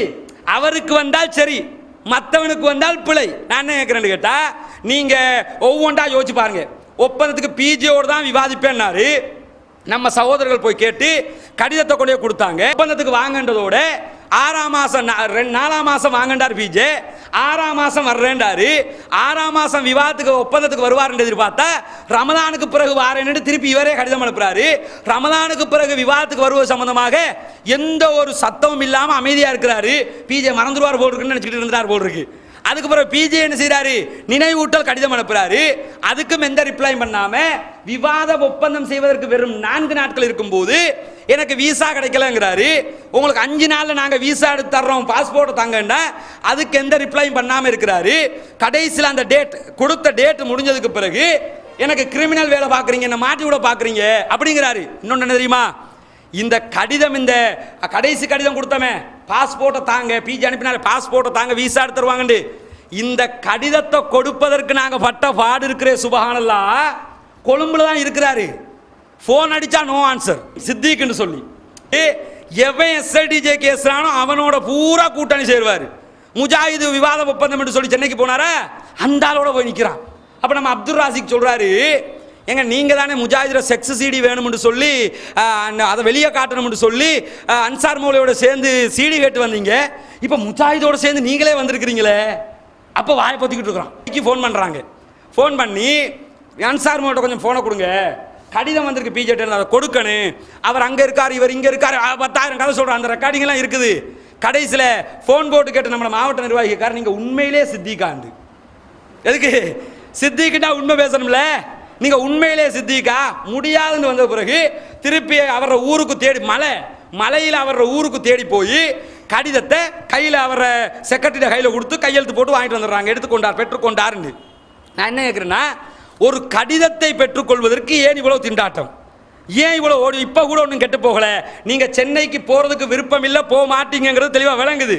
அதனால நீங்க ஒண்ணுமே தேவையில்ல, ஒரே ஒரு கடிதம் மட்டும்தாங்க, அது முடியாதுன்னு சொல்லி ஸ்ரீலங்காவில் ஸ்ரீலங்கா தௌஹீத் ஜமாத் உங்க அறிவை பரிசீலிப்பதற்கு தயாராக இருக்கிறோம்.